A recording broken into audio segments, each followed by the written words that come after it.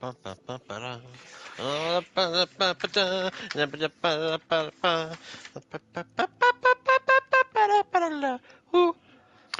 with that intro music, welcome everybody to episode 228 of Crafting a Chat on November 19th. It's Adam, it's Kevin.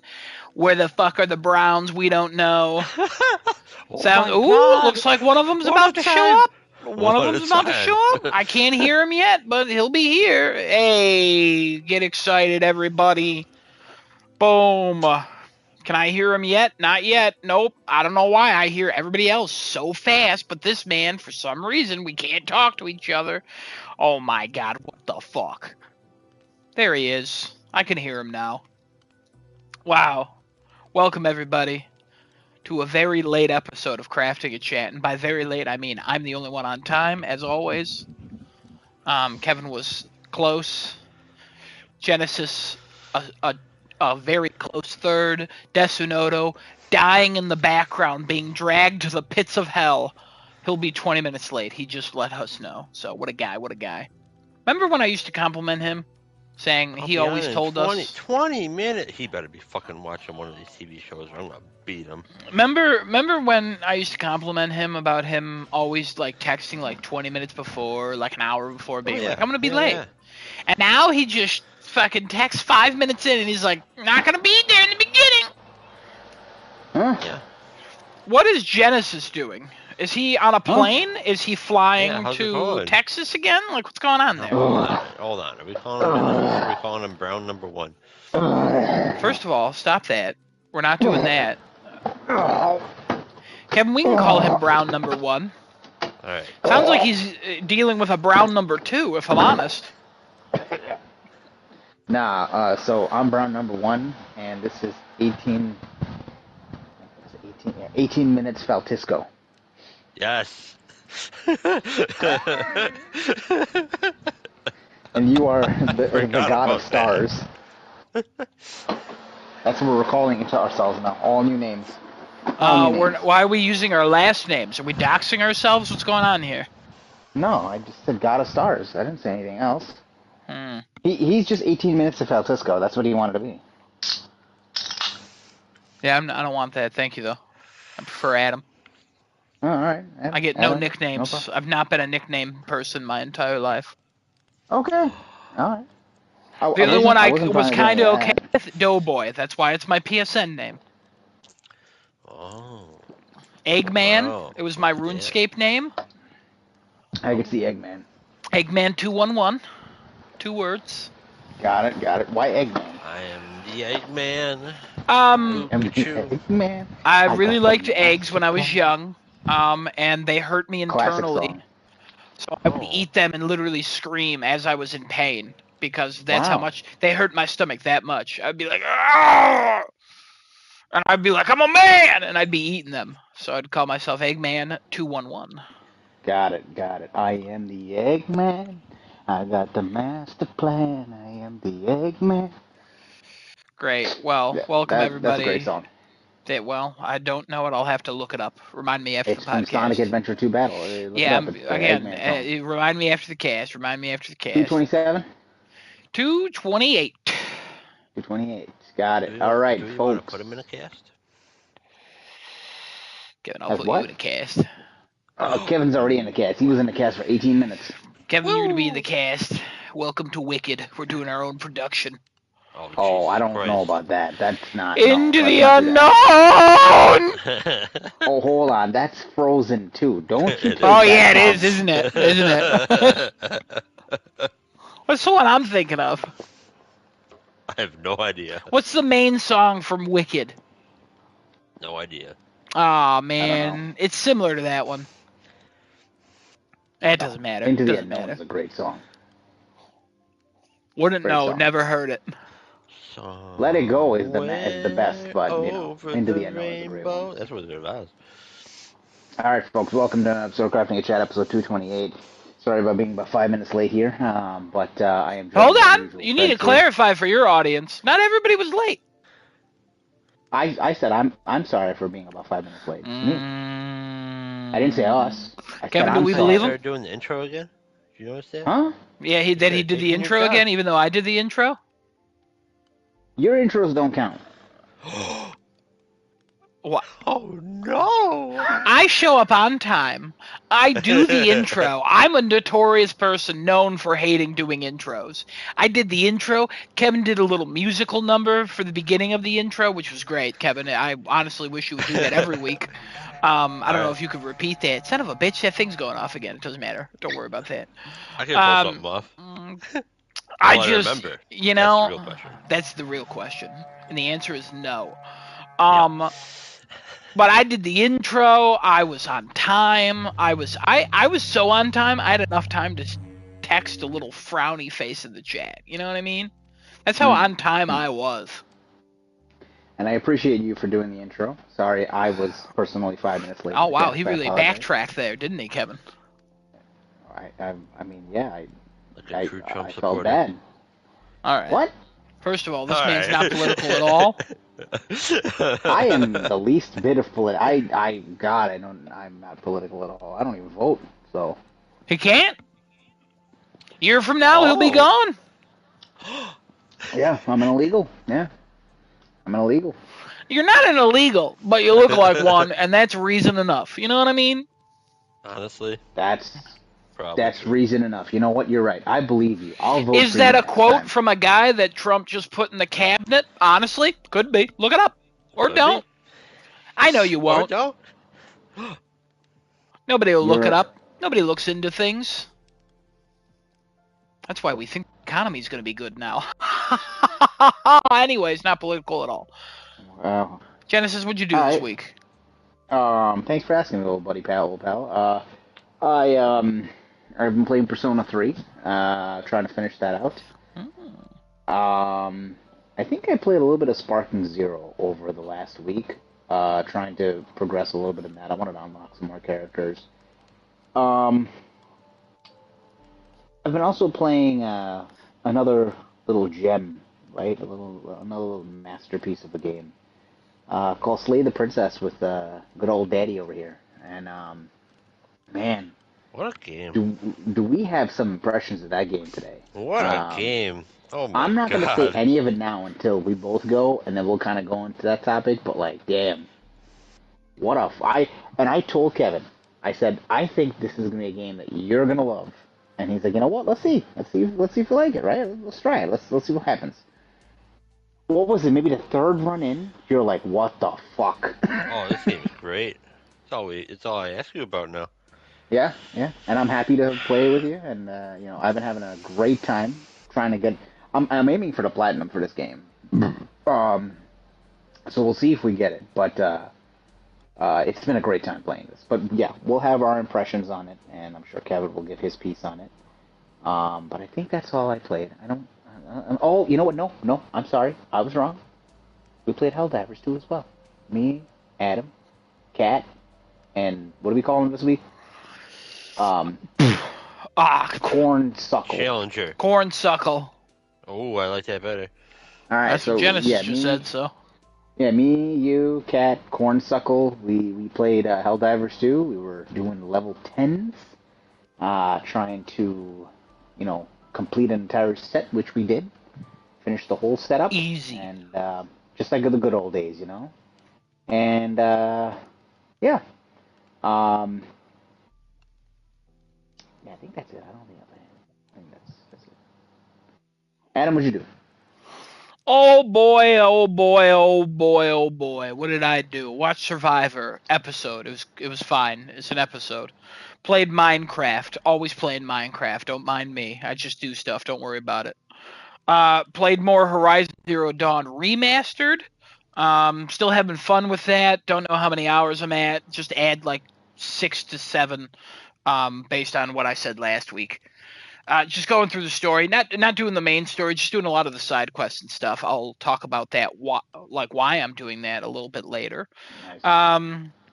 Played Astrobot. The last speedrun challenge came out. Very difficult. It was the monkey one. You had to climb and swing the controller and shit. Took so long. Took about like, I don't know, 20 minutes. Mystic just put out a video that I'm sure Desinota watched, where he did all the the speed run challenges for Astrobot. It was cool. Watched Abbott Elementary, very funny, good episode. I watched that new NBC comedy, Saint Denis. It's about a hospital from the same people who did like all the other comedies on NBC, and it's got a free episode on YouTube. And I was like, screw it, I'll watch it. And I thought it was funny. And if I had Peacock or something, I'd probably watch it. I'll wait till the season ends, maybe, and get Peacock, and then I'll probably watch that whole show, or I'll just wait till the show ends, or see how long it goes for, and jump in at some point. But yeah, it's good. I can't remember if I played the Forever Skies demo last week or this week. I'm pretty sure it was this week. No, you played it this week. Yeah. Okay. Thank you. So I played that. It's fun. I like it. It's cool. Not like there's a lot of progression that you can make in the demo, and I just chose to bow out and be like, I'm not doing that. I'll wait for trophies. I'll wait for like the full game to come out. I'm not doing it. I didn't want to jump too far into it because I knew I would get addicted if I played too long. I'm a little worried about the environment a little bit, because I think a lot of people compare this game to Subnautica, because one's in the water, one's in the sky. If you don't know which is which, you're stupid. But Forever Skies, you when you're in the water in Forever Skies, just kidding, haha, gotcha. But in Forever Skies, the toxic cloud atmosphere that you're in doesn't seem as intriguing as swimming around in Subnautica, but I'm still curious about it. So yeah. Oh, and then I also got Lego Horizon Adventure. And it's absolutely fine. If I wasn't a Horizon fan, I wouldn't care about this game at all. It's perfectly passable as a game. I'd probably give it a 6 or a 7, as in it's okay. It's fine. It's very middle of the road. It's not a 5 or anything, but it's like very middle of the road. The story is very watered down. It's very like childlike and friendly. There's a couple scenes that I've liked a lot so far that kind of tie into the original game. The story, it's basically the same story, except it's very it's less mature, I guess. Censored. Yeah, and I wouldn't even say censored, because it doesn't even go over things. It's literally a game made for 7-year-olds, but I think the gameplay is kind of repetitive, so I don't think 7-year-olds would enjoy it. So it's made for Horizon stans like myself, who will buy anything Horizon because we're broken human beings. I don't think that makes you a broken human being. It doesn't make me fixed. But yeah, it's fine. It's not like a Lego game like the Lego Marvel games or the Lego Batman games. It's nothing like that. It is literally it kind of looks like a Minecraft Dungeons, like gameplay wise. Like it literally just it's that same view. You're walking around, you go through a level, you beat a couple things, you beat like the boss character thing at the end, and then boom, you move on to the next one. Minecraft Dungeons, I'm sure, was way better than this game. And I don't really want to talk shit about this game. It's fun. It's worth $15 if you're a Horizon fan. It's not worth the full price. I'm not unhappy with my purchase because it's Horizon and I just love everything Horizon. But based on the reviews and stuff I saw, I'm about maybe 30% through the game. And I expect to have it platinumed maybe by next week or the week after. I'm splitting my time between all my games and stuff. But yeah. I think that's all I did. Okay. Yeah, because I have a separate topic that's related to what I did, but we'll talk about that Got after. it. No problem. Kevin, you're up. Oh boy. All right. Kevin's had a busy little week. First of all, what did I play? I played Slay the Princess with Daddy over here.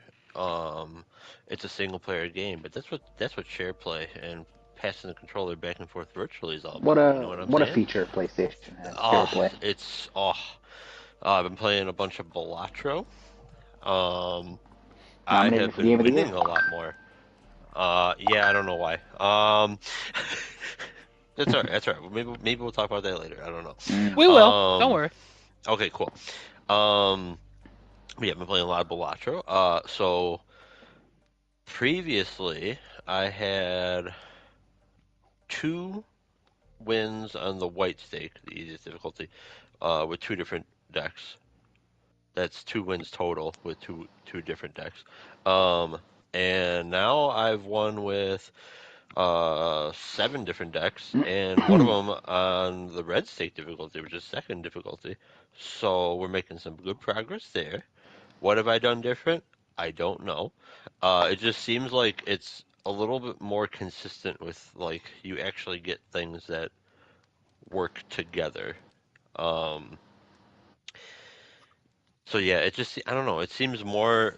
I don't know what updates have happened since I played last. I know there have been updates, but it just seems like the amount of random is just a little bit more in the player's favor for most things. Um, and then let's see. I played The Bazaar, Bazaar, on PC. A friend of mine got me into the beta for that. It's an interesting game, kind of similar to Backpack Battles, which is a freaking great game. Um, this is not so much, but it's also early beta, so we're not going to beat it up too much, but I will beat it up um, because it has a lot of potential. And where it's at right now is an absolute journey, but we'll get there whenever I start rapid firing topics out. So I have early impressions of that. I think that's all I played. Yeah, I think that's all I played this week. Now for what I've watched this week, um, I watched The Day of the Jackal, 4 episodes of that. That show's pretty freaking good. Let me tell you. We'll go a little more in depth later. But I'd recommend for people looking for like a cat and mouse kind of thriller, but not. It's not like just that there is a cat and a mouse. It starts out as a single cat versus a single mouse, and then you get multiple cats and mouses and a lot of interesting family things going on. And oh man, this show gets freaking wild. Every episode, you'd get like it's 50-ish minute episodes, like just shy of an hour basically.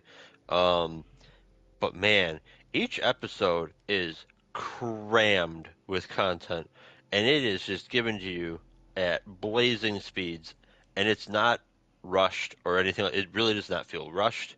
It is fantastic, and every episode feels like 2.5 hours to me. I don't know why, but I love it, and I'm here for it. It's not the thing. Like I said, it's not that the episode is dragging on and on. You just get through part of it, and like it does one of like the black screen cuts where they probably have like commercials planned in or whatever for like because it's on Peacock and Peacock has the whole this will show ads, but it's probably planned out like that. But every time it cuts black, I'm like, okay, this is where the episode ends. Nope, we're still going. All right, and that happens like 3 or 4 times an episode, and I'm like, what is happening?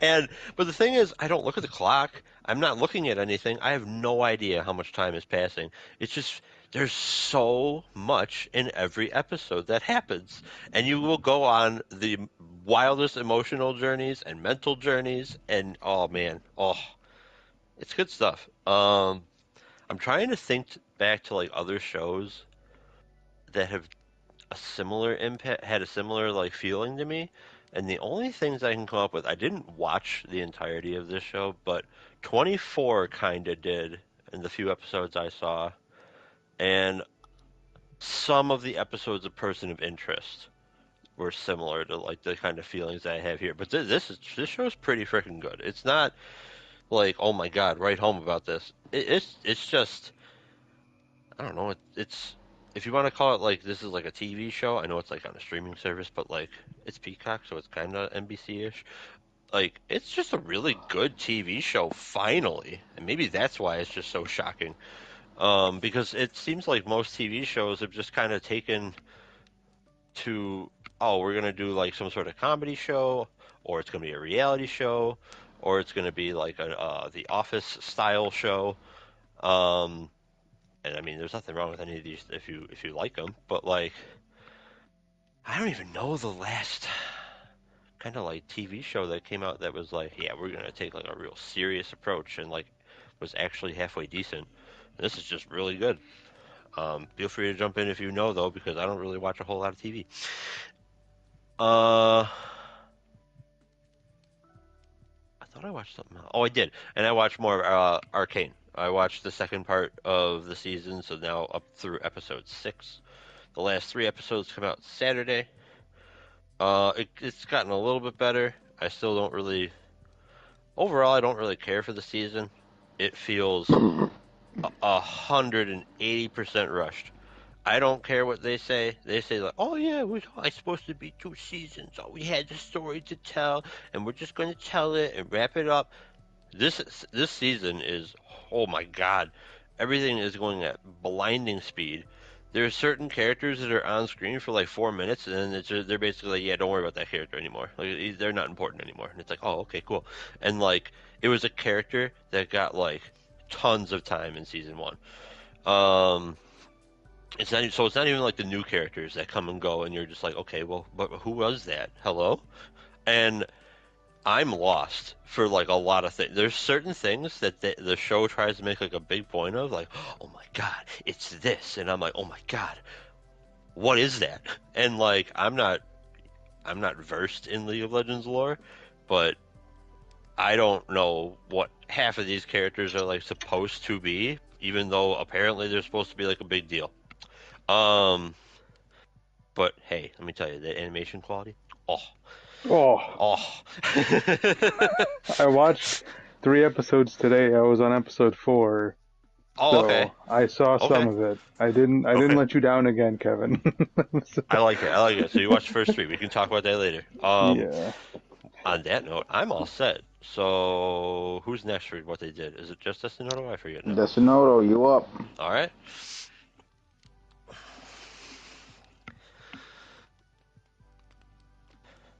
All Destinoto's right. dead. Can't hear you, buddy boy, if you're Sorry, talking. the instant we switched, my mom just came in to ask me questions. Ah, But lovely. I'm good. I'm good now. Uh, let's see here. Well, I guess I'll start with Arcane episodes 1, 2, 3, and some of half of 4 maybe. I saw up until Yeah, what did you say up Jinx. till so I don't screw anything up for you? Okay, yeah, I saw up until Jinx just found out about the they had that like rally in Zaun, Okay. and the people from Piltover, the big bearded dude came and captured the Isha, I think is her Yes. is this the Isha. little Yep. child? Yeah. And I think that's where it stopped. That's why it stopped. Okay. Yeah. So, Okay. Don't deep dive into it yet. I gotta go get my clothes out of the dryer. Just say okay. what you said, and I'll come back and we'll do that. Yeah. All right. Okay, cool. Uh, what else did I do?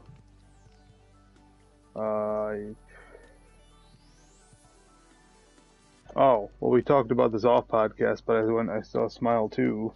Kevin's probably going to want to hear you talk about that too, if I'm honest. Oh yeah. So,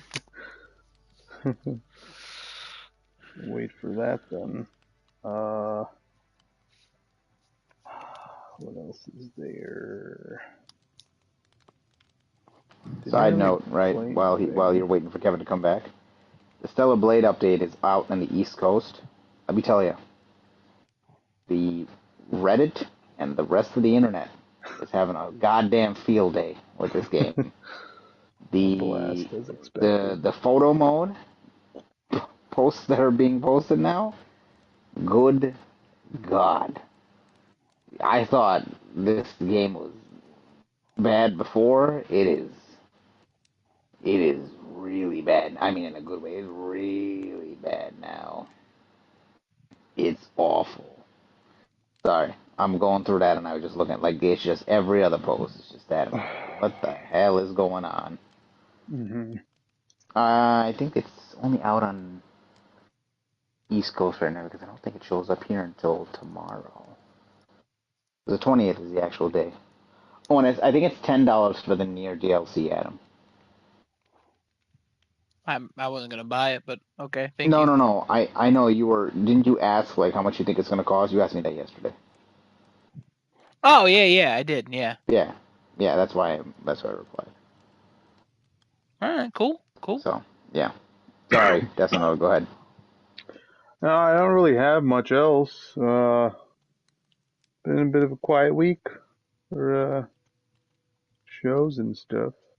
Um, I was watching The Dark Knight at work today, just because I couldn't find anything else that I could watch on my phone.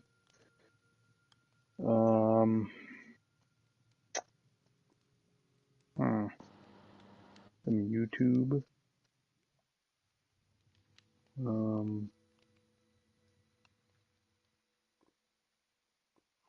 All right, cool. yeah, wait for Kevin and We'll wait go for into Kevin. wrestling stuff. I'll talk about something real fast because Okay. I don't need Kevin here for this, and he probably doesn't care. Um, the thing I was going to talk about, I got a portal for my birthday. Thank you everybody for Hell the birthday yeah. wishes on the podcast. I appreciate that. The only one who didn't reach out was Kevin, so fuck him. Um, I'm just kidding. I mean he didn't, but fuck it, like not really fuck him. Well, yeah, you know what it We're is. It's we kind of expected from Kevin at this point. So it's like You know, yeah, he's selfish. You know what I mean? If anybody's gonna pull a Larry, it's gonna be Kevin. You know what I mean? But who's gonna yeah, be pretty his? much. Who's gonna be the Kevin to his Larry? You know what I mean? I'll be the Kevin to his Cornsuckle. Larry. Oh, Cornsuckle. Yeah, you're right. You're right. Yeah, yeah. Corn suckle. We're calling him Cornsuckle. Genesis came up with it this week. It's a pretty good one. Definitely have not said that one before. I got the PlayStation Portal. I think if you've listened to this long enough, and if you've known me for any amount of minutes, I hate mobile gaming. I've never been a handheld person. It's just not for me at all. I did not have a Vita. I did not have a PSP. I did not have a DS, Game Boy. I didn't have any of that crap. You didn't have a Vita or a PSP? For some reason, I thought I must Remember have when had a you bought me Mandela the effect or something. PlayStation TV and I was so excited to try Uncharted Golden Abyss? Yeah. I should have remembered that there. I gotta be for some honest. reason, I didn't I remember always that you thought didn't I would have buy one. the Vita after if they put if the Vita was out and they were like, hey, here's the Little Big Planet, here's all this, I would have been all about it, but they just didn't support it. And it's one of those things where if I wait 2-3 years and they start supporting it, I'm in. But they just never supported it to the level that I'm at. Kevin, I'm just explaining my topic real fast. Okay. Because Desinoto wanted to talk about two things that he needed you for, but let me just finish my topic real fast. All right. So I got the Portal for my birthday from my mom, and I've been playing it. The first day I got it, it was trash. It was absolutely garbage. I couldn't go away from my PlayStation at all. I couldn't. Even if I sat in front of my PlayStation, the connection was like 100%, and then it would drop every 30 seconds to I would literally disconnect from my PS5 every 5 minutes or less. And I went on the Reddit and I was like, what the hell is wrong? And people were like, switch all your smart devices to the 2.4 gigahertz internet. And I was like, great, how do I do that? Can't do it with Spectrum. Manually, you have to go on their website and click a button and it'll automatically do it. So I did that, and for some reason it doesn't switch my smart TVs to the 2.4 gigahertz internet, and you can't manually do it either. So I was like, I don't use my TV for anything smart. I literally just keep the HDMI shit, and then if I need to, I'll activate the Wi-Fi and download an update or whatever. But most of the time an update comes and it makes my TV 10 times slower. So whatever. So I decided to just get my TV off the Wi-Fi, and I moved my router like a little bit away from the wall. It used to be like right up against a wall, and it's about 4 feet above my PlayStation 5 Pro. And I was like, okay, let's see if this works. I can go anywhere in my home now. That thing runs perfectly. I've not had it drop at all. I've been playing Lego Horizon Adventure. I played a couple hours of that, and I've been playing Horizon Zero Dawn Remastered. Literally was just watching like a YouTube video for like an hour and a half, just playing Lego Horizon and Horizon Zero Dawn Remastered. Having a fantastic time. I even watched the ending of the local Bills game here. Great ending to watch, honestly. But I was playing Horizon Zero Dawn the entire time. I beat a Thunderjaw and a Rockbreaker while I was watching the Bills game, and I'm like, what? Oh my god! And oh my god, I can't get over how much I'm enjoying the thing. And I played more on my Portal than I did on my actual PlayStation 5 this week. I'm glad you're liking it. Listen, we all thought, we were non-believers of the Portal here. We're like, who the hell is this marketed towards? Yeah. It doesn't do anything on its own. It's a remote play player. Like, we thought it would be niche. Yeah, and now the update just is about to drop for what, PS5 cloud gaming? Yeah, streaming. Yeah, just streaming, just straight from Plus and all that stuff. And that's going to be what we originally thought it was going to be for, right? That's what we all thought, hey. Well, yeah, because the messaging was very confusing in the beginning, like, what the hell is this actually? And then they were like, it's actually a remote play device. And everybody was like, don't phones do that? And they're like, hey, shut up. I don't think have the to phones be honest. do it to this degree, though. No. On Reddit and stuff. There's some magic they're doing on this thing that is actually, like, making it way better. I'm sorry, I keep cutting out. No, you're good. You're good. On Reddit and stuff, and Cornsuckle has a friend who's a father, and he said he got one, and it's been a godsend because he can like play a game for 40 minutes on his Portal and just boot it up as his child's napping or something, put it back down. Like, it's so quick and easy, and he doesn't have to take up the whole TV like his wife could do something. Like, it's just so nice to have.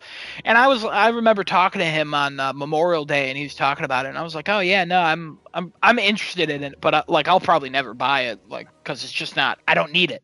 I'm not interested in. I don't have a child. I always have access to my TV. But then my mom got it for me, and I was like, you know what? Let's give it a whirl. And I'm just playing it all the time. A believer. I can't tell you. Destinoto, I think you would like this just as much as me because I can now watch YouTube and play games at the exact same time. So when I'm in that mood of like, I kind of want to watch YouTube, I kind of want to play a game, I can, whatever. I'll just watch YouTube. And then every like 20 minutes I'm like pausing YouTube looking for something more interesting to watch. Then I'm going back to the same video I've been watching. Like, I'm telling you. And then I literally now I just pick up the Portal and I'm watching the thing I watch and just playing the game I want to play. And it's just so nice. I will say, like, it looks very pretty on the Portal. I still would rather look at it on the big screen most of the time, but doing the side stuff, absolutely, 100%. Any game I need to grind something out, I'll Portal it up all the time now. Like, I'm a believer. I'm a believer, if you will. Thank you, Kevin. I'm a Portal guy now, you know? Never thought I'd say that. That's crazy. And listen, the biggest advertisement coming out of your, word of mouth there, like, again, we all thought it wasn't going to be anything that we even needed, and coming from you saying like, hey, you like a Portal, you got me curious. I wonder if I see a Black Friday sale for it, I may contemplate. I mean, it's what, $250, which is not terrible. $200. Oh, that's not terrible. Yeah, no, go ahead, Kevin. Okay, because I was actually somewhat intrigued by this, but I don't know. I didn't really like look into it at all. And I don't think I saw whatever announcements there were for this. Mm-hmm. So do you need to be in some sort of proximity of your PlayStation for this to work, or can you actually take this, like, for example, like out of state? So I know people, just based on the Reddit, I don't know anybody personally, just based on Reddit and stuff, people go to hotels and they remote play their PlayStation 5s using it. And they say it's the same thing as long as you have, they recommend, I think, 13 megabytes per second internet at minimum. So as long as you're you might have to do something extra, but you can connect. So if you can remote play on your phone at work, you can remote play on this thing, and the connection is so much Okay. stronger. So you have to. It doesn't provide its own internet connection, so you'd have to have some sort of internet connection. Yeah. I bought a carrying case, a charging stand, and the carrying case came with some screen protectors. I'm gonna test it out and try to bring it to work. So on my lunch breaks, I'm gonna give it a shot using Okay. my mobile hotspot Mhm. to see how that goes. My phone at my work is kind of hit or miss, so I'll probably have to do it in my car, which kind of sucks. But I'm just so curious to see if it works. Yeah. Um, Let me know. yeah, 'Cause, like, I should have reportings on that next Tuesday, if I'm honest. okay. Because, So. like, I have a lot of games that, like, I'm like, eventually I'll get around to, like, playing something like this that I could give two shits about, like, in trophies or whatever for if, like, for some reason I don't have, like, the internet connection. Yeah. Well, I guess I need it just to play that on that portal, but whatever. Yeah. But, like, games like Front Mission First or, if I were to pick up Unicorn Overlord, like the RTSE kind of things, would be perfect to, like, I'm gonna play this on the plane flight. I'm gonna play this in a hotel. I'm gonna, you Yeah. know what I mean? Yeah, Like, no, it's because you could just, all right, we got to go somewhere. Cool, pause the Th- fight, save the that's game. what's crazy about it. It's absolutely crazy. I'm looking at this thing and I'm like, maybe I'd play Minecraft, but I'm playing Horizon Zero Dawn remastered, and I'm like, wow, this game's so pretty, and it's running beautifully, and I'm having I'm not losing to the machines. Like, I think Yeah. everyone knows when you play Horizon Zero Dawn, you have to react pretty fast to a Yes, lot of the yes, you do. things. And I fucking crushed the Rock Breaker. By the way, Genesis, quick update. Remember how you were fighting those two Rock Breakers in the first game and you like stood on the rock? Yeah. That rock breaks now. You can't do that. So just a heads up. If Shit. you get the remastered, you gotta actually fight them. So That's I recommend awful. the frost weapons and stuff, and then just using hardpoint arrows and tear blast is great. Yeah, I'm honestly shocked at how well this is working. I was talking to Genesis the other night about like he said, I have no idea what magic they're doing to get this running so well. Like Uh-huh. I can't Gotta get be over. accounting for some lag or There's input something. lag that's going on. I can't get over That's how it's getting the Well, 1-to-1. how well it is, because it really feels 1-to-1. It feels almost it to me it feels as good as playing on a console. I'm sure to some like crazy person or someone who's like way more into technology and stuff, they could notice a difference, but it's so minimal.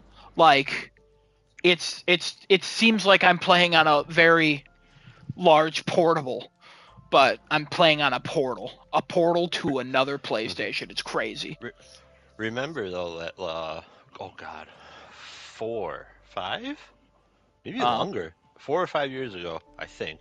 Um, id showed off that streaming thing that they were doing, where they had Doom 2016 running on a freaking phone because it was just streaming all the shit, and it looked amazing. yeah, I mean, So, like, the they've tech is there if you use it. they've had the tech, but every time you would use that tech, it just didn't work. Because I tried the streaming on my phone. I've tried, and I'm like, this is not great. Genesis and I had PlayStation Now. Genesis had it for longer. Some games and some of the time, it was 50-50. It just did not work that well. Remote play, it's a little bit different, and you could remote play your PlayStation 4 with your Vita back in the day. And I knew someone who did that, and they were like, it doesn't work 90% of the time. And when it does work, it's like very shoddy. And then later in the Vita's life and the PlayStation 4's life, it's got way better. But at this point, I can't tell you what the difference is. I will This is say, early on. yeah, I will say, playing this, I now appreciate what Xbox is doing a little bit more, because they just put out that marketing campaign of like everything is an yeah. Xbox. Mhm. And I kind of get why they're doing that now. I still think it's kind of foolish because you're going to dilute the brand, but that's a whole nother conversation. But I totally get like, yeah, the future probably is remote playing. I know that some people are going to be against that because of like owning things, but the only thing that sucks now. I'm like, damn, I kind of wish I bought Lego Horizon Adventures digitally, because now I have to keep switching my disc every time I want to play Zero Dawn or Horizon Adventures. So I have to walk over to my PlayStation 5, take out the disc, put the other one in, go sit back down in my living room to play the other one, and I'm like, ugh. And sometimes it turns my PlayStation 5 fully on, and other times it'll just turn it on but in remote play, so it doesn't like switch my inputs on my TV or anything, which is nice. Got it. So yeah, I'm pleasantly surprised with it, and it was a great birthday gift from my mom. So Thank you. Keep the information coming. yeah, absolutely, yeah. If Kevin gets Desunoto. this, he's going to be the biggest PlayStation fan of this podcast. I honestly, Hey man, there's it's the perfect thing to play RTS on, or not RTS, but turn-based strategy games. I love There's- playing chess when I'm away there's from home. literally no one on this podcast I would not recommend this to. Genesis, I think he would value it greatly because he's a dad. There's plenty of opportunity for him to play this thing. He could be at work on lunch playing it, even though managers don't deserve lunches. But he could do that. He's right. He's right. Desunoto, same thing as me. Just play a stupid little game that makes you happy while you're watching a YouTube video, so you're satisfying both your brains. You know, and he you know exactly what I mean. I know what you mean. Kevin, you like I already explained. I think you would get enjoyment out of it too. I think Cornsuckle would like it too, because I mean he's a dad too, and also he has the same issue that Desunoto and I have. Like to again, I can't wait. I apologize in advance, Genesis. I can't wait for the next Assassin's Creed that is grindy, where I go, I don't want to play Assassin's Creed for like 6 hours. I just want to play for 45 minutes, complete a couple side missions, and I'm going to watch some YouTube. Or listen, because I would literally turn on my PlayStation, listen to a podcast, and play the game. Now I can watch a movie if I wanted to, and still, not a movie I haven't seen or really want to get into, but something I can put in the background and still gain that information while still doing something that's keeping me active. And I feel like I'm accomplishing so much. I feel like I did so much this week. Because every game I played, I actually did other things. I'm curious what my first game is going to be that's only Portal. But based on like graphics and stuff, I still want to see it on my TV, which is crazy. But it still looks so good on the Portal. It's coming in at as far as I know, like I know it's 60 frames, but I'm not sure what the resolution it's always is. 1080 60 frames. Because, it's a 1080. The screen doesn't need to be higher. Yeah, it doesn't. Need to be but this screen is so bright and beautiful. Does it have a rest mode? What? Does it the Portal thing? Does it have like a rest mode or like a? No, you can. If you were to set it down and be like, here, conserve power, I'll be back. If you set it down, it's like you can disconnect it from your PlayStation 5.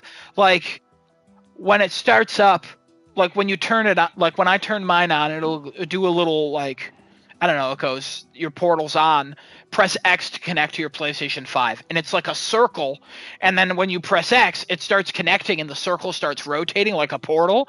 And then once it connects, the portal opens up and it's literally your PlayStation 5 home screen.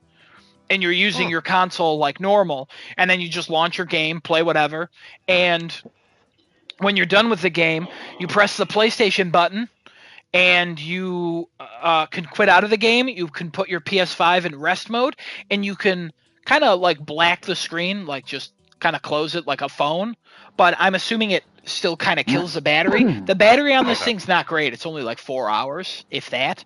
But there's literally no reason to play for that long of a period of time, though.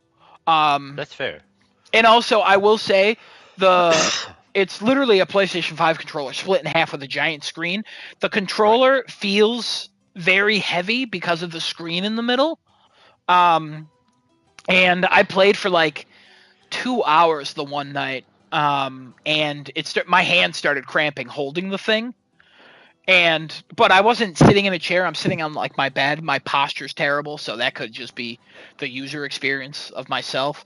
Charging takes a few hours. Once I get the charging stand, I'm sure I won't even think about it anymore.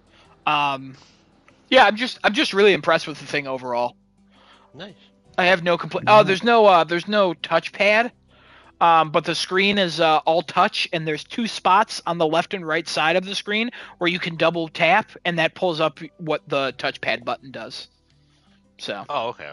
Okay. yeah, so it's not missing anything. It also Yeah. has the haptic feedback and everything. It's got the haptic wow. triggers and stuff. It's got all that. Like it's a PlayStation 5, but streaming, and it's stupid big. It's great, and I love it. I love it so much. I'll let you know in a week if I get mad at it. Yeah. Sweet. So- When you say you're watching YouTube, is that like on your computer or something? And then you're Yeah, I playing have on that? literally on my TV. I'll be watching, like, I've been watching this thing Up called on the Financial TV, Audit okay. by Caleb Hammer, where he just makes fun of people who like are ruining their lives financially, and he yells at them the entire time. Genesis, you'd love that show. And it's but I'd sit there and I'm literally playing Horizon, and I'm just like sitting, like, kind of like sitting back and relaxing, just playing, watching. Kind of, it's literally like you have a handheld device, I would imagine, but I'm streaming off my PlayStation 5 and there's no issues. But I'm telling you, it feels like I just have a PlayStation 5 in my hands. It's so weird. So, highly recommend to anybody else. If you see a discount, pick it up. It's worth it. So, you might have to do a little finessing with your internet and stuff, but you'll figure it out. And honestly, if you get it off Amazon, they got a great return policy, I'm sure. So, True. and apparently sometimes they send you two Oh. by accident. I did see happened. that. Yeah, that was happening Yeah. all over the. Somebody was like, "They sent me 16" or something like that. People were just making jokes about it. It was very funny. Yeah. But also the box it comes in quality. I don't know why PlayStation's putting these things in quality boxes. Like, what the fuck? Dude, the PSVR 2. Oh my god. That thing's Yeah. packaged like a tank. Yeah, what the hell? PS5 Pro also packaged like a prank. What the fuck happened? Packaged like a tank. I said packaged like a prank. What an idiot. But yeah, Somebody get me a prunk. I'm also curious to see the difference between if you have a regular PlayStation 5 and PlayStation 5 Pro. I don't think there's a difference. Oh, okay. But That would be there, weird, yeah. yeah, there could be a difference, but I don't think so. Also, my PlayStation 5 is wired to my router and everything, so that might make a That'll definitely difference. help. Yeah, it helps. Definitely Yeah. help. I mean, my Wi-Fi is also. Sometimes my Wi-Fi is stronger than the connection, the wired connection. My internet, where I live, makes no sense. Don't worry about that. But yeah, it's great. It's real great. But I'll update next week and over the next few weeks, and probably the next the year or so about like how it's going. Cool. Tessinoto, what movie did you watch? Oh boy. Oh, I know the answer to this one. Oh boy. On Saturday, me and one of my friends from work, we went to the gym and we got food, and then we saw a movie. And she fucking loved the movie. I think I loved it more, but we saw Smile 2. Yes! Hell yeah. We can finally talk about it. Genesis, if you want to watch these, we highly recommend you go away right now. Oh, It's going to be full spoilers, I'm sure. Oh, what a horror thriller movie that keeps your eyes glued inside the screen and it never lets go. That was my experience. I literally Oddly, could you're not not stop wrong. watching. Yeah, somehow you're not wrong. Oh, I don't know. It's so good, incredible. I think the most memorable thing for me is still that opening scene. Me and Adam were talking about it that same night I came back. Yeah, After you literally watching said it. you watched it, and I was like, get on right now. I saw that. And it was like 3 a.m. or something. It was so Yeah, late. It was. very late. I wish I That would have opening saw it. scene. The Oh message, my I mean. god. What a shot. Long one takes have got to be the best thing you can ever see in a movie, Ugh, and somehow they put it in a horror movie, and it's fucking amazing. Like Hmm. one of the greatest one shots I've seen in a long time. Yeah, the movie keeps you intrigued the entire time. I don't know how. it's great. Score, top tier score. The music You'd is so think good. they just dump that in the garbage for a horror movie and just only focus on like sound design, but the music fits so well. The And music is so unsettling too because yeah. I don't know if you feel the same way about it, but like the music in this, it's like it's half of what it should be. It feels unfinished, and therefore it's like, this there's something off here, but like I'm here for it because this music fits. Yeah, it just feels weird, but it fits the movie 110%. Hmm. It's insane. All the actors, performances, Cinematography, transitions. cinematography. Oh, yeah, the transitions. Oh, I had so much fun watching the transitions in this movie. Oh, that one for the freaking just transitioning to the street, the top-down view of the street, and the car pulls up or whatever it was. And we Yeah. talked about it right after Yeah, the seeing it. bike. Was it a bicycle? No, it was her Was it a taxi. bicycle or a It car? was her No, it was a taxi taxi. that Yeah, pulls yeah. up. Yeah, Hmm. yeah. It's literally like it's that wild shot of like it goes from the outside, it's upside down, and then it goes from the outside to the inside, and then it transitions again away from there, back outside to like a dark corner thing, and then all of a sudden you're looking down at a street, and then it just lowers down, and we're behind her, and it's like, what the fuck? You didn't The have to spinning do this. camera, Yeah, you didn't have to do any of this. they You did went not. too hard, and I Too love you. Yeah. Too hard. That's the best way to put this movie, right? Because the first one, it was great, but it wasn't, the best thing ever. It was a well-made horror movie, Yeah, and well-made this horror one movie. is like stylistically well-made horror movie. Like Hmm. 10 steps above. They Yeah, they did so Which much. is honestly impressive in the horror genre. Exactly. That's the other thing, right? There's so many shit horror movies. You wait for the one that's this good, and then you're like, where are the rest of them? Hmm. Can I have another one, please? Oh my God, and Smile 3. Oh. I also want to say that a lot of horror movies just try to one-up themselves. This one chose to one-up itself, but doing something different. Where it was Yeah. like, hey, you followed somebody who has a normal, boring life. Now follow somebody whose life you don't live at all, but it's going to Hmm. be a fucking nightmare, and you will somehow relate, hate, and love this character throughout the whole film and feel so bad, but also she's so broken, and maybe some of it's like she put herself there, but at other points it's like she's got problems, but oh my god, it's just so good. And Oh. I'll never get over that dancing where all the people are in her apartment and they're just like creepily moving toward her. Insane. It scares me. I It's can't. I had a so dream freaking good. similar to that after I saw it. Like Oh no. I don't like it. I don't Oh like it. no. It was a bunch of Fans. Genesises just Adoring walking around fans. my fucking apartment, climbing on my walls, and I'm like, what the Yeah. hell is going on here? Oh I shit. love the allegory to just adoring fans that like would swarm somebody, but just Yeah. done in this creepy, like how those cat videos are shot, where you like the camera goes away, then it comes back, and the cat's just that little bit closer, Yeah. that little bit closer. And the best part of that whole, at least for me, the best part of that whole scene is when the one guy gets to the lamp and just crushes the light bulb in his hand. Yeah. Yeah. Yeah. To Oh, I turn didn't off even the notice lights. that. To turn off the Oh, you lights. didn't That's what see he it? does. Oh. No, I don't think so. Because they're all like Uh, surrounding her and they're like, we got to turn the lights off. They don't say that, obviously. But the guy just Yeah. goes, he just looks at her and his hand just slowly moves to the light bulb and just fucking crushes it. And I'm like, no. Literally, Literally, they were all there in the hallway, and I was like, no, Oh no, yeah, when they're in like the no. closet or whatever, or Yeah. the hallway. Yeah. I just no part of this movie made me jump. That part ruined my life.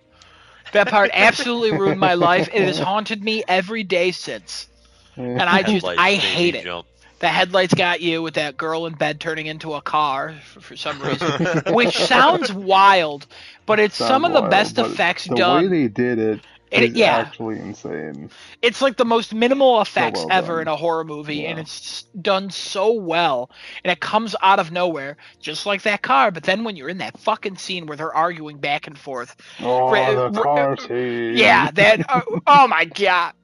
Like, I know they're gonna crash. Just crash, please. Just go. Oh Just keep god. going. And it Just keeps going. It's so good. It's yeah. so good. Everything about And it. man, when Yeah. you're the thing that's cool about this movie too is like you are along for the ride to Yep. the extent of like when you get toward the end when she's in the car with her friend. I forget everybody's name again. But she's in the car with her friend that's staying with her. And she gets a phone call from her, and she's just like, "Hi, I know I got your message like way like what, 4 or 5 days late or whatever, Yeah. but like, why would I come and like stay with you or what the?" And then she's just like, "Oh shit," and me and Adam were both like, "Oh no!" See, Oh, I no. honestly thought calling her would be her mom, and I was like, I'm ready for her mom to actually not be dead, and for her to be Oh, okay. calling her. And I think I mentioned this to you after the movie. Like, I wasn't expecting her friend to call her. For some reason, I just never questioned that friend. I Yeah, I just didn't either. because that girl was just like, no, I'm your ride or die. Like, yeah, She you was were a so dick to me. convincing She from was the so start, convincing. I think her name was and it Gemma. was so well acted. That's it. Yep, Gemma. Yeah. And it was just so good. In a lesser movie, I would have been like, okay, obviously that person's not really there. They're too like perfect. But this girl was just so like, hey, like so nonchalant. and what also helps literally her what a best case- friend would be. The Right. writing for And that what helps character her case fantastic. too, yes, is that she makes comments based on the time fuckiness that Yeah. happens too, where she's like, "What are you talking about? It hasn't been 20 minutes. It's been like 4 hours. I'm Yeah. late. I'm later than I told you I'd be here. I'm sorry." Like, Yeah. Like I have that party to go to. Like, what the fuck? Like, it's a thing I can't cancel. Why the fuck is this demon making this up for her? Like, what?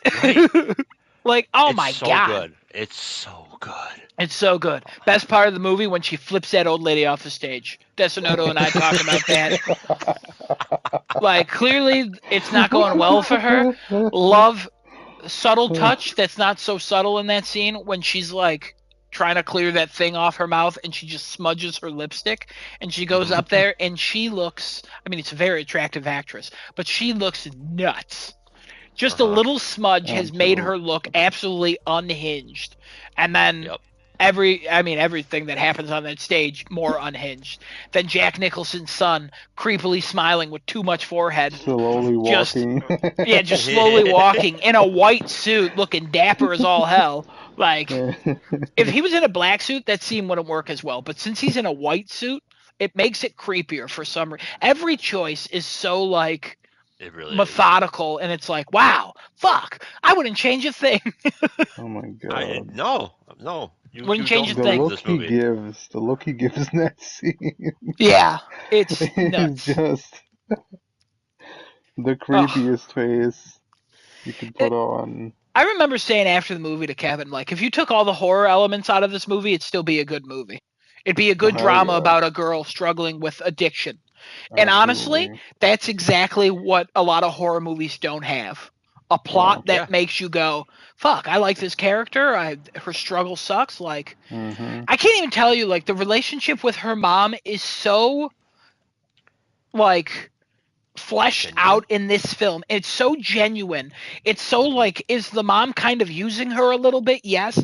But at the same time, the mom's like, if you don't do this, we owe hundreds of thousands of millions of dollars. Like, you will fuck your life beyond anything you know. Like, I understand you can't go through this, but at the same time, you've made a promise.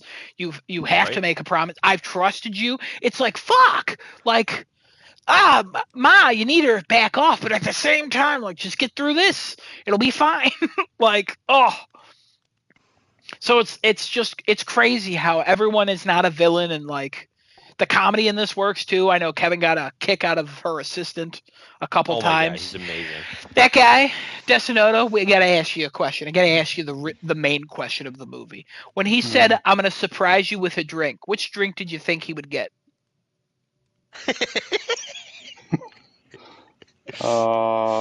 Did you expect a squirt?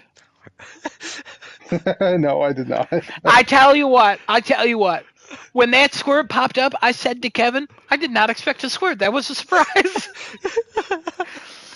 I was expecting a I crush, expected some sort of like a cocktail Fanta. or something. Yeah, Yeah. well, she said I want a soda, so I expected a Oh, soda. did she? Okay. Yeah. So I was I like, heard drink. I was like, he's gonna get a crush, a Fanta or something, like Sprite, Coca-Cola, literally all the basics, and he comes back with Yeah. a fucking squirt. I was like, huh, what a good assistant. He really surprised me. Like, Yeah. I don't know if that would have surprised her, but like, oh, crazy, absolutely crazy. All right. Destinoto. Yes. What do you think of that ending? The ending, absolutely insane.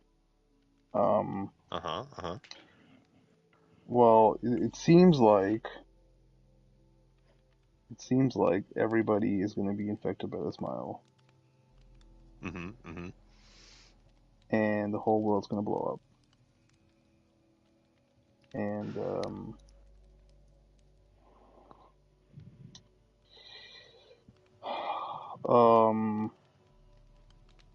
yeah, and then she's just, Mike in her face, just dead. Mike in her face.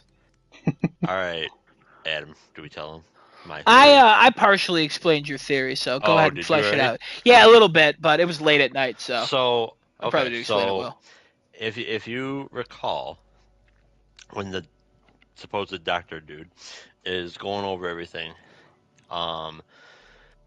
they're talking about how everything's gonna play out, and he says something to the effect of like, it takes about 30 seconds or so for the thing to kick in, and then he's gonna wait she'll be like dead or whatever, and he's gonna wait like 8 minutes, and because he figures that she can last 9, so he's gonna wait 8 minutes and then get her back up then, or whatever have you.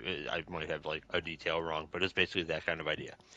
And right before he leaves the room, she's having like some sort of really just normal conversation. And in a movie like this, you can't always go by what you see on screen is what's actually happening. So she's just completely distracted. If I recall correctly, she's like recounting some part of like her life or like whatever has happened to her over the past like few hours or whatever. And suddenly he just decides, okay, I'm going to step out for a bit. That door supposedly only opens from the outside, I believe he says at some point. And then we have 8 minutes until the end of the movie. Adam and I checked. It's 8 minutes until she kills herself on stage and the movie ends. So, you could say that when she's recounting all this stuff is when he just decides, I'm going to inject her. Because if he's actually like a doctor or nurse or anything like that, a lot of the times they try to just get you to do something random, or they'll count down and be like, okay, you ready? 5, 4, 3, and just stab you like that and get you when you're not expecting it, because then it doesn't hurt as much. Or you don't feel it at all, or whatever have you. And then he steps out of the room because it's going to take however much time in order for anything to happen anyways. So he's just nonchalantly being like, yeah, okay, cool. So I think that while that ending, first of all, everybody being infected or whatever, freaking great ending for Smile 3, can't wait. But also, it'd be real interesting if Smile 3 just picks up with her coming to in that, whatever the freaking hell building they're in the freezer. And it's just, the fact that they actually tracked it to 8 minutes, just mind blowing.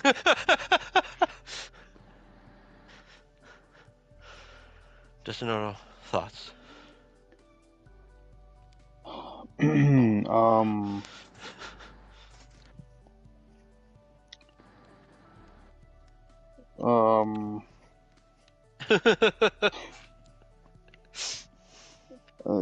Good analysis.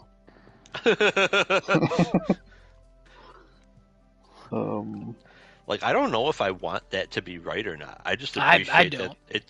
that it's 8 minutes until the end of the movie. Like, we were both shocked. I was like, it felt like it could have been. And then Adam I was pulled like, up a no. copy, and it is. Yeah. I was absolutely in denial. I was like, nah, I didn't. It didn't feel like 8 minutes. It felt short. And then I watched it. And I was like, what the fuck?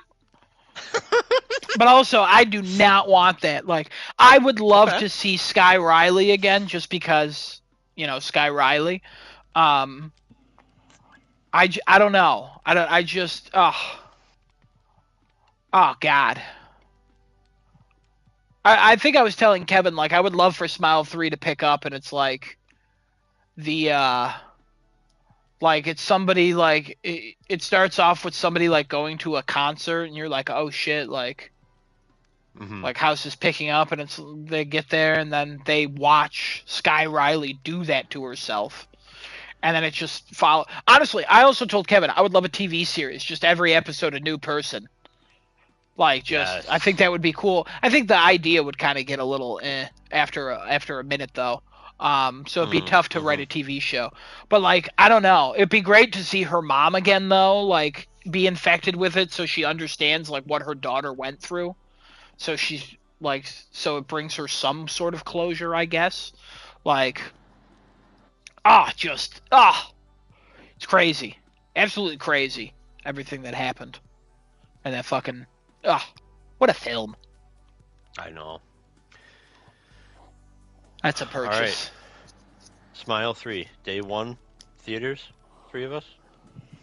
I don't know about day one, or but yeah. Close enough. Like, Yeah. like it comes out, we try to see it. Make it I'm in. Absolutely. You better mean it this time, you piece of shit. Oh, shit. We say this every time, and it never works out, Destinoto. You better fucking have a day for it. Ooh. Well, I might have to bring someone else with me too. That's fine. You That's bring fine. whoever you want. We don't care. Yes. More the merrier, man. That's more people to talk about the movie afterward and gush over it, because I'm sure we will. Adam and I were like talking in the theater until basically the end of the credits, and then we walked outside and we kept talking. Yeah, I was telling Destinoto on Sunday, Saturday, whatever the fucking day. It was technically Sunday. Yeah.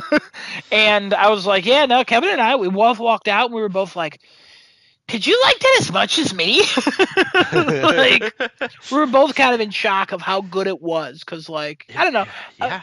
Our expectations, I would say, were kind of high, but it just somehow still blew them away. I expected it to be good. I hoped it was on par. Those hopes were blown away. Is the best way I can describe it. Yeah, and that's crazy considering how much I love the first Smile. Like, I'll never get over that head falling down. I'll never get over that scene. Oh my God! Watching it again, I saw that and I was like, yeah. I'll never get over like the beautiful emotional moment she has fighting the demon at the end, and I'll never get over the sadness I have when she didn't actually win. But like that moment with her mom and stuff, I'll never get over that. I just thought the movie itself, it had a beautiful message. It was nice. And she lost still. Like, yep. And this one just upped everything. People say all style, no substance. This is one of the rare occasions where it's all style, so much more substance. Yes. Crazy. Absolutely crazy. Can't wait. God, I hope there's another one. Did this like crush it out of the park with like how much it made? I'm pretty sure they have to. Yeah, it had a bigger budget than the first one. I think it made more than the first one too. So perfect. Love it. Yeah, it did. Don't it stop. did well. Whoever's behind this, please don't stop. Keep it coming. Don't even move on to a new. Well, I guess they can move on to a new movie. We'd still see it, but or a new like IP. Smile, the beginning. What if we did go back? I hate when horror movies do that. All right, don't do All that. of them do. All horror movies eventually, when they get too long, they go, "What about the origins of this? I don't need to see the origins of a murderer or like a demon entity. Mhm. Just give me the fucking story that's happening. Give me a Mhm. third one. If you want to go back after that, honestly, I'll probably check out after. Because I'll tell you right now, Smile 3, I'm excited for it. I don't know if it could top this. Yeah, it'll be tough. I said that about 1, though, so anything's possible. Yeah, but the bar is real high now. The bar is like stupid high. For a horror movie, the bar is beyond the bar. Yeah, it really is. Ah. All right, Smile Genesis, 2. what did you think about all that smiling? Sounds like he's sleeping. No.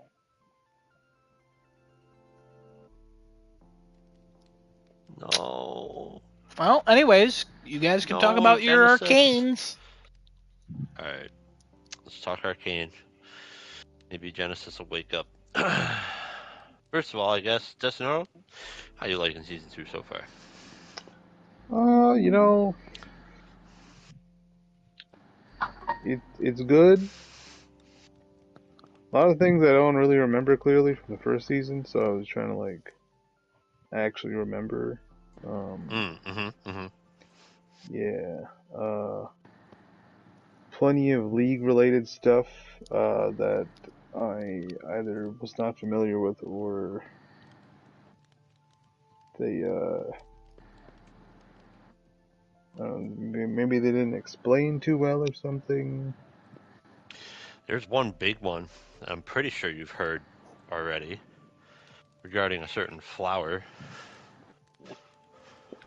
Flower. And a color. Uh, Or maybe you haven't gotten there. I thought you did, though. maybe. I don't want to like say it in case you actually know what it is. I have no fucking clue what it is, and I'm like really lost because of it. I mean, they found some tree underground that had. Oh no, this is code for a character. Oh. But that tree's pretty cool, and it's real fucked up. Yeah. With whatever the fuck, heck, the arcane, no, the hex core. I don't know what the hell is causing that like purple oil slick shit. I forget. It's something. It's one of the things that everybody's messing around with and probably shouldn't be messing around with. But don't worry about that. That's fine. I'm just gonna say it. Black Rose. Oh yeah. Okay. Yes. Okay. Now I know what you're talking about. Yeah. Who has black roses? Zyra? Like, who? Zyra? She's plants. I guess, but I don't know. I don't think she's Noxus or the other thing. And plus, does she really? I mean, I guess that kind of goes with some of the shit that we're seeing on screen. But I don't know. Like, they did the reveal for this character like it was some big thing, and I'm like, who the fuck is this?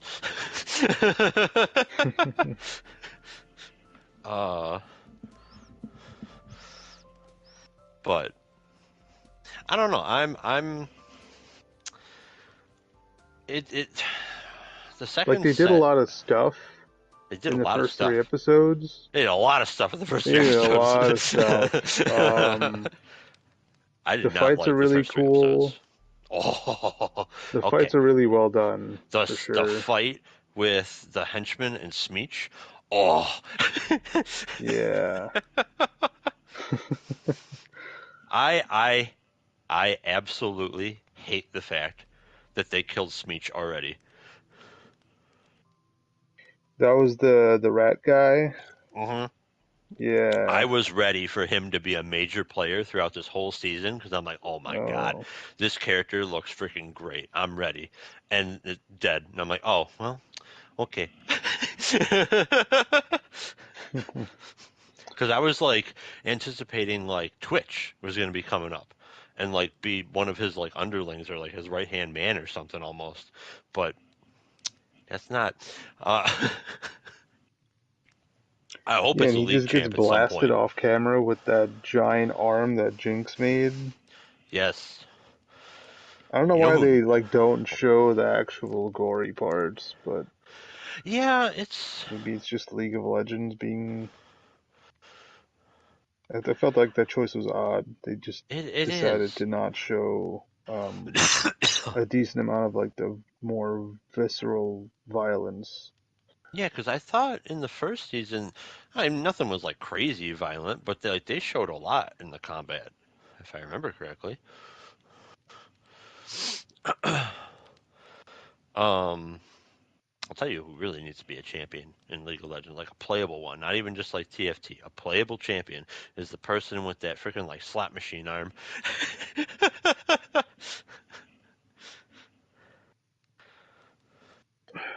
Who was the? in the same fight. Oh, that's the arm that Jinx gave her, right? Yes, that's the one that Yeah, ultimately yeah, kills. yeah. And it makes a smile. Mm-hmm. Yeah. Um,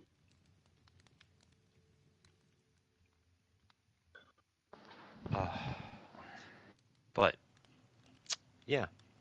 I thought the Jinx Um. Vi Yeah. fight was like kind of weird because Jinx is like punching her with her bare hands. Oh yeah. Meanwhile, Vi has these giant hex tech fists, Yep. and Jinx is actually beating the shit out of her without her Gatling gun. Weird, but okay, I Mm-hmm. guess. Mm-hmm. Mm-hmm. Victor gets some screen time. Yeah, It's interesting. he like supercharges some homeless dude, gives him gives him his skin back. You're not wrong. That happened. Mm-hmm.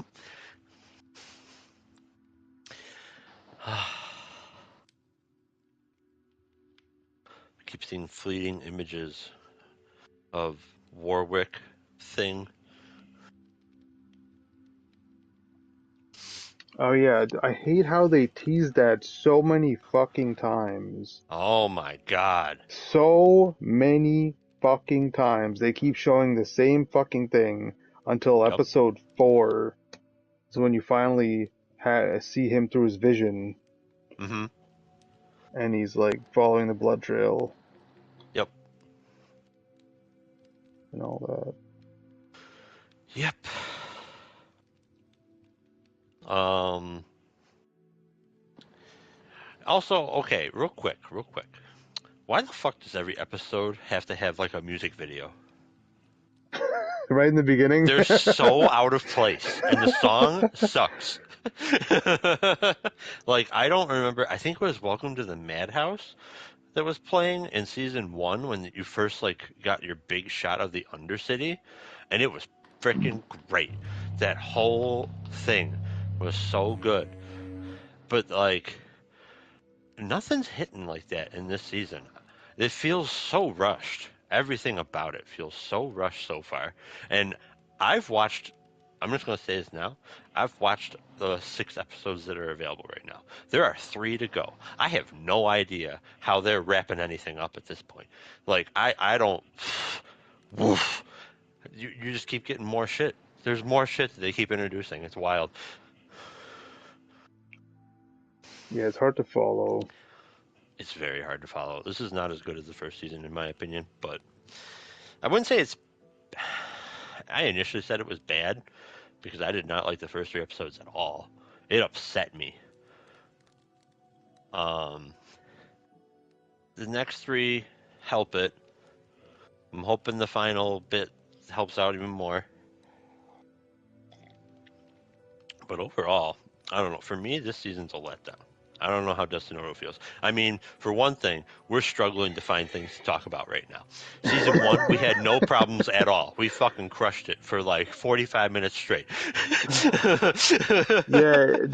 I don't know, it's given me like when I watched Stranger Things for the first time, groundbreaking season 1.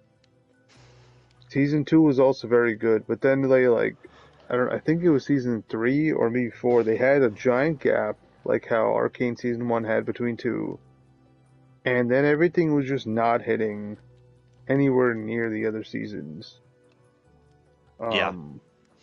And I feel like this is a similar case where like they put this out so far after the first season, or at least it feels that way.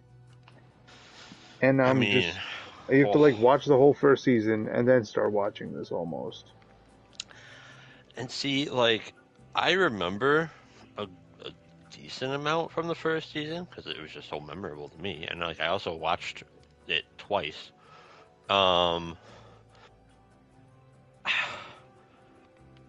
There's nothing in season 2 that really plays off it all that much. It's just like this whole rivalry between Vi and Jinx and Caitlyn trying to get revenge for her mom's death. Caitlyn, yeah, and Caitlyn's that's like turning the into main freaking. Things. I don't even know. I was gonna say something, and I'm like, oh shit, I don't know if he got there. Like, oh, no. She's trying to be a warlord, but she's not at all. Mm-hmm. She's just not there. And the person who's in the driver's seat is that Ambessa, I think her name is. Mm-hmm. Yep. Yeah, she's basically in the driver's seat. Did she promote her yet?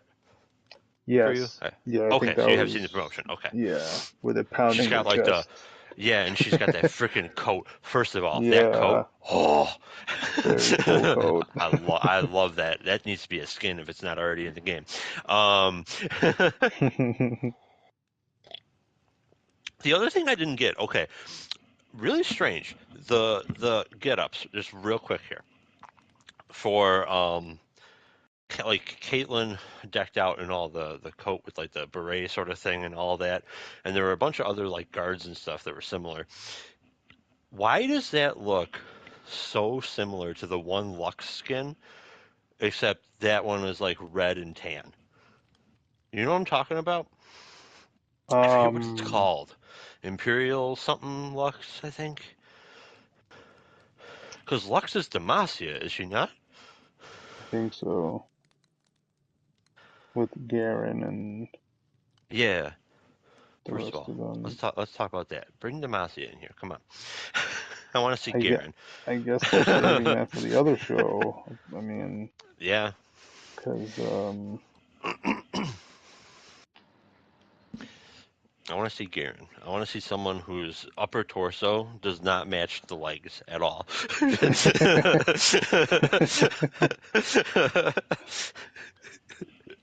Where's Graves from?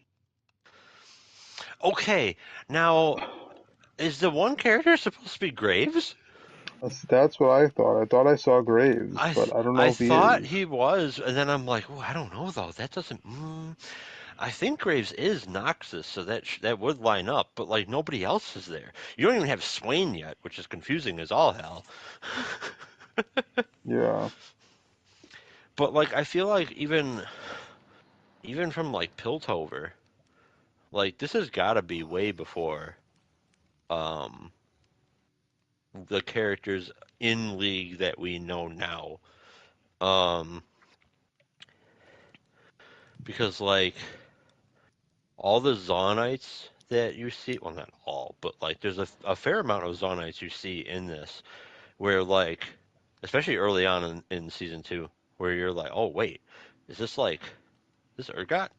Is this, like, going to be Urgot? Because obviously that's, like, an experiment either gone right or very wrong. I'm not sure which.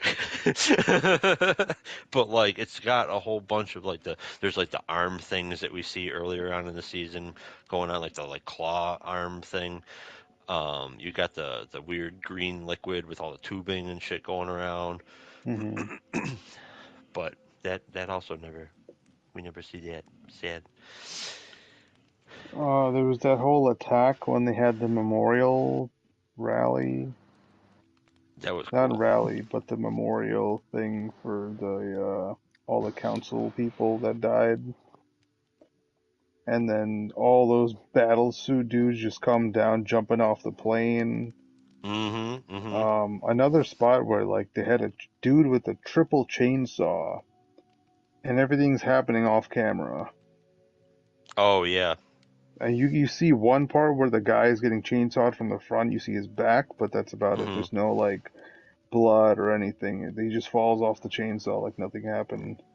Mm-hmm. I don't know why they're focusing on all that, Yeah, I don't know. but odd choice. I don't know, the way the show's the tone of the show is very dark. It seems like it's very dark. So why isn't everything else following suit? Yeah. Oh shit, they changed the art for the skin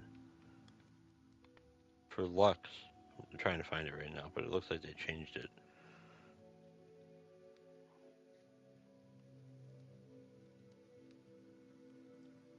Well, oh shit. I'll still try to deep dive and find it. Keep talking. Unless you got nothing else, then I mean whatever. Uh, okay, one scene that was actually I thought it was pretty powerful was after Jinx and Vi were fighting, Caitlyn's there, she beats the other woman down, gets up, she has a rifle ready, and Vi's about to punch Jinx, and the Isha, I think it's a girl? I don't know, it's a girl or a boy. The I'm child not really sure. Yeah, the jumps child on who really top wants to be of, Timo. yeah, jumps on top of Jinx after grabbing her pistol that fell on the floor and aims it right at Vi's face. Hmm. And that whole dynamic is like what Jinx as Powder was to Vi, but now Isha is that to Jinx, and it's a whole like three-way triangle that they had going in that scene. Um, where Isha's actually about to kill Vi for her trying to kill Jinx, and Jinx was ready to accept that whole thing happening. And then the whole time, Caitlyn's also getting ready to shoot them, and then Vi's like, "No, there's a child. Hold on." Hmm. And um, yeah, Vi ends up knocking down Caitlyn's gun, and she can't shoot Jinx. Jinx gets away. Everything blows up. The whole city goes up in powdered smoke. Hmm. Hmm. Um, but yeah, I thought that scene was cool. It was. A more notable one Hmm. so far. I want to see more Victor though, more Singed. Yep. I want to see more of both of them. Oh, Uh, Heimerdinger back. Heimerdinger back. Jace feels like a filler character for some reason. Oh my god. He's just there. He's literally just He is. there. He does his smithing stuff, and then he's there, and then he talks to Caitlyn, and then he's just there. Like, what? Yeah. Yeah. I don't know. Waited so long, and it's not hitting like I thought it No, it's would. really not. Yeah. Um, I don't know how other people are feeling about this. I didn't really look online for other It's opinions all yet, over the but place, kinda. Like there are people okay. who are like, "What the hell happened?" And then everybody else who's like defending the show is like, "What do you mean what happened? Here, look, it's still like consistent." Blah blah blah blah blah. And I'm just like, okay, so basically we're all just fighting over this. And I mean like the amount of things that have come out since this started releasing, where it's um mainly Tryndamere from Riot, who is like going out and being like, no, no, like you don't understand. This has always been like a 2 season thing. Like you wouldn't see all these freaking articles all the time if like something wasn't wrong. Like people are just questioning whether this is like hastily done or not because like it is so wildly different from the first season. There is no intimacy in the storytelling at all. Like characters just come and go rapidly. There's all kinds of plot points that keep getting introduced. There's characters that were in the first season for like extended periods of time that you fucking never see. Yeah. And then Jinx's the whole oh god, I don't even know what how you would call it. Like her like mania, I guess, or insanity, both from season 1 with like the cool like crayon slash marker like things that would just appear and like the voices of like other characters haunting her and That happened shit one like that. time, I think. It happens once. Yep. Yeah. Otherwise, it's just gone. And I don't know, man. She's got a great Her voice character. actress. Oh yeah, Absolutely but fantastic. her character is like completely different, emotionally, mentally, physically, everything in this season for unexplicable reasons. Yeah, she's kind of just like a rabid dog running around, stabbing people, biting people, and not much else. Like, I don't know what she wants to do. She was ready to die from Vi, Hmm. and now she's not because there's some child who likes her, who is giving her that, like, sister, what seems like a sister-like companionship between the two of them, but I don't know. I guess I keep watching more to Yeah. see There's where that something that I goes. don't want to mention because I don't think you're there yet. Okay. That really confused me about Jinx's character currently, but you know, it's okay. It kind of turns it all upside down. You're just like, excuse me, wait, what? What'd you just say? uh,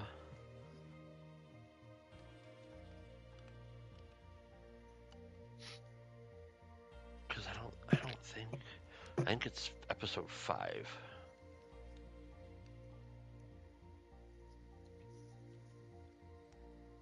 You haven't seen the flashbacks with Silco, right? I don't think so. It's like super flashback. Okay. Yeah, then you're not quite at that point.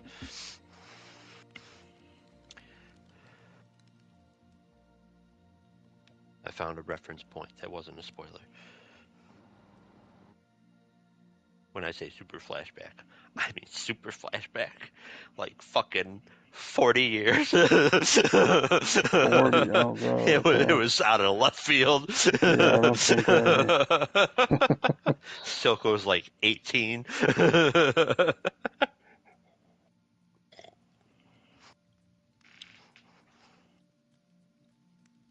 I'm like, what? I mean, I guess we're getting context. I don't know that I needed this context, but sure. All right. I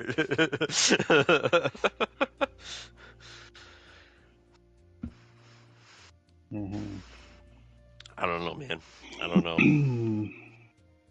I guess we'll see some more and touch back this next week. Yeah. Are you gonna try to power through and get through the 9th? Yeah, I should. I think I should be able to. I thought the episodes were like an hour long, but they're like 30, 40 minutes. Yeah, they're not that long. Not as bad. I thought they were longer than the other ones, probably because there was a lot more content. Or a lot more gripping content, anyway. Oh, which brings me to a recommendation for you, Justin Odo. If you need something to watch, and do you have Peacock still or no? Yeah, I still have it. Oh, that's right, because you were watching Teacup. I was going to cancel it, and then they gave me 6 months more for the same price. That's right. You should definitely check out the Day of the Jackal. I think you might really like that if you like thrillers. Okay, yeah, that's the one you told me last week too, right? Yeah. Okay, so I don't think you were here yet when I was talking about it. I'm through 4 episodes of it. This show's freaking wild. I think it's really good. I don't want to like oversell it, but like for me, these episodes are like freaking journeys. Every single one, I'm like, okay, it's cutting to black. This is the end of the episode. No, we're still going. Okay, okay, fine. I'm strapping in. Let's go. Let's keep this episode rolling. Like every episode feels like 2.5 hours with the amount of shit that goes on and the amount of Whoa. journeys that I go on. And like, it's not that it's drawn out or like that it's things are being like talked about or addressed for too long. No, I'm hooked the entire time. I'm there. And these are only 50 minutes to an hour episodes long. And like, there's so much that happens in every episode. It is fucking wild. the first one, the first one is not as bad because there's a lot of like setup and stuff, and it's kind of more meticulous and follows like only like one story instead of like jumping around to all the characters that will be in the show starting episode 2. um but man, oh, like, so if the first one doesn't hit, watch the second, and if it doesn't hit then maybe it's not the kind of season for you or the show for you. But like, the first episode's still real freaking good. It just gets wild from 2 on. Oh, Okay. it's not uncut gems level of like, oh my god, what is happening, my guy, no, please don't do this. No, it's not like where you're like that engaged and just like, oh, I know where this is going. Oh, this doesn't end well for you, buddy. Why do you keep making these stupid decisions? No, it's not that kind of like investment into all these characters, but like, it's similar. Where their personal lives, you're watching things unfold, and you're just like, oh, oh no, no, no. Hmm. On top of it being a spy, not really spy, a cat and mouse sort of thriller, where it starts out as cat and mouse, and then goes to cat and mouse, cat and mouse, cat, cat, mouse, cat, cat, cat, many mice. Oh, it's great. Charles Dance needs more screen time. His character just started getting introduced, and I'm already in love. I love Charles Dance. Anyway, there you go. I think we're done with Arcane. Yeah. It was a really sad topic. Let's move on to something else. Wow, that was depressing. Genesis, how are you? Oh, I'm good. Watching Korean Shake Shack burger menu. What? They There's a opened yep. Shake Shacks in Korea, so I Oh. was interested to see what the menu was all about. Bad news. Quiz time, Genesis. Tell me exactly everything they just said about Arcane. It was depressing and sad, and something about some guy with they don't know what the gender of a child is, and then there was a lady with a gun, and then there was some lady named Jinx. Jinx, you said it again, and then they said that they didn't like the show, and I don't know why they're talking about it, and here we are, hours later. All Honestly, right. not bad. Honestly, way better than I would have guessed. That you would have done. So, round of applause for Genesis there. All right, we got a couple things to talk about. I think we got actually Yeah. some stuff. I don't know, Genesis. What are you thinking? What do you want to talk about? Let me just get through the what do you call it? The Save the Princess thing with Daddy first, because we were Oh, gonna, Slay the we were Princess. sorry, Slay the Princess. Damn, I gave a spoiler away. Shit. So quick impressions of that game with Daddy here. What an unexpected game that is. Um, 10 out when of you look at 10. this Choose game, your own adventure. oh god, it's so cool. Quick little like synopsis. It is almost an unlimited type of like ending game where like you have so many different paths and so many different dialogue options and so many different things you can get just by the littlest thing that you change what you say. It gets you a completely different outcome in the game. I'll give you a quick example of what Daddy and I did here. The first run I think I did was the damsel in distress run, where Again, the title of the game is to slay the princess. I decided not to take the knife, walked downstairs in the cabin, talked to her for a little bit, told her that she, you know, she shouldn't be killed, and she was like, okay, well, you want to help me get out of here? And I'm like, okay, well, I'm gonna go find a key. And I went upstairs, the door locked, the narrator locked the door on me, which fuck that guy, you know. And I went back downstairs. There she is, chewing her own arm off, because what else are you gonna do when you're in captivity? Rips her arm off. I help her cut it off with just by the blade magically appearing downstairs. You know, somebody must have thrown it from up on top of the stairs, and it hit the ground. I took the blade, cut her arm off, and then the narrator forced me to try and kill her, which in turn she saw me, dodged out of the way, grabbed the knife, repeatedly stabbed me, missing every single vital organ that I had, and kept saying sorry. Actually stabbed me multiple times over and over. I died, was reborn into another world. Go back into the cabin, go downstairs. Cabin's completely changed. Now she's in love with me. I have another voice in my head that is in love with her. I free her by magically removing the shackles through the power of love. We grab our two hands together and we walk up the stairs. The door shuts again. I magically push that door open with the power of love. We get out of the cabin. We enter the world together. I save the princess, and then she gets taken and groped by a bunch of hands. There's one of your endings. And then Um, the first time I played through, Kevin being Kevin, I was like, fuck dialogue. I walked to the cabin. I said nothing. Walked in, grabbed a knife, said nothing. Went downstairs, said nothing, stabbed her. Keep going, keep going. What Yeah, happened yeah. after And that? then, oh God, what did happen next after that? Then I Um, think she turned so into so like a spirit and then yes. fucking just harassed me. I tried to stab her again as she's a spirit. Stupid decision, obviously. Incorporeal body. Loved it, loved it. But she found a way to kill me. I forget what it was. You went to Um, chapter 3. and then I went to chapter three, and we were like, "There's chapter three. Oh man!"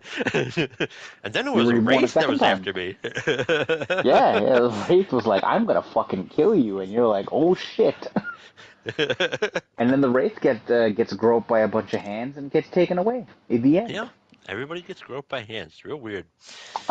So ecstatic game to play if you're looking for like a choose your own adventure when it comes to different endings, unexpected turns, twists, things like that. It is totally just choosing text options. There's no real like quick time events or anything like that. Nope, It's nothing. just everything's just text options. But my God, what a game! You never guess what way this thing is gonna go. You never guess. We've not looked up a guide. I saw Markiplier playing this, and I was like, you know what, I'm gonna play. The console edition has changed quite a bit in terms of what each path is. So even if you've seen a streamer play it online on PC, the console versions have changed. So quick quick shout out to the devs of Slay the Princess. My God, what a game you've made! It's sad that well, I hope this gets recommended for something at the VGAs because it deserves it. It's a great game. It is so amazingly crazy how good this game is. And like I said Hmm. before, I recommended this to Daddy here, and I was like, this is gonna be a game that Kevin either loves or he's gonna be like, this is boring. I'm not gonna bother with this. And I was It's totally right not that he's gonna boring love though. it. Yeah, because you just sit there going like, "Oh man, now how do we get this one? How do we get this result? How what happens when you do this?" But like I'm all for games like that. Like this is basically the amount of fun I had playing 999, the Nonary games, Zero Time Dilemma, and like getting through all the different timelines and stuff, except it's streamlined. Yeah. Oh And I yeah. don't have to do puzzles. Mm-hmm. Not that I don't like Mm-hmm. puzzles. I love But puzzles. this is just a But game you could pick up and you just start playing. You're like, I wonder what yeah, direction I'm gonna go in this time. yeah, and then you look at the It, clock and you're like, oh fuck, it's 4 in the morning. mm-hmm. There are so many different ones. Yesterday we played this and we got up to a chapter 4 ending where it's like Oh, we didn't even realize it could be she a turned fucking into chapter 4. blades. Yeah, yeah. So Just blades. yeah, we tried to stab her. Kevin thought to ask is she actually unarmed. We go to stab her. Turns out she had a blade herself. defended herself, stabbed us, and he tried to finish the job. He ended up stabbing her. She stabbed him. They both died. When we got reborn, she turns out she started to turn into blades. Yeah, Her she arm, went full fucking cyberpunk. I was gonna say Edward Scissorhands too. Like she That too, literally yeah. her arm opened up and a blade came out of it. Then we died again, and then when he came back to see her again, both her arms turned into blades. Then he died again, came again. Then her legs turned into blades. Then he died, came back again. Then her fucking blades in her arms multiplied. He kept repeating the cycle until there was a point where she was just like, "Hey, I'm gonna show you a neat trick." She exploded into just a bunch of blades, and she was a beating heart inside of a cage of blades. And you fight her with a knife, and then the hands come out, and they No. grope the blades, and they take her away. And then you're talking to a bunch of blades being groped by hands. Well, Like this is just this game. What? Yeah, okay. I'll give you an even crazier one. I'll give you an even crazier Oh one. no. There was one that we got an outcome where we decided to talk to her. We still have the blade in hand, okay? And she decides to become a fucking martial artist and start to fucking beat the shit out of us because we're hesitant with the blade.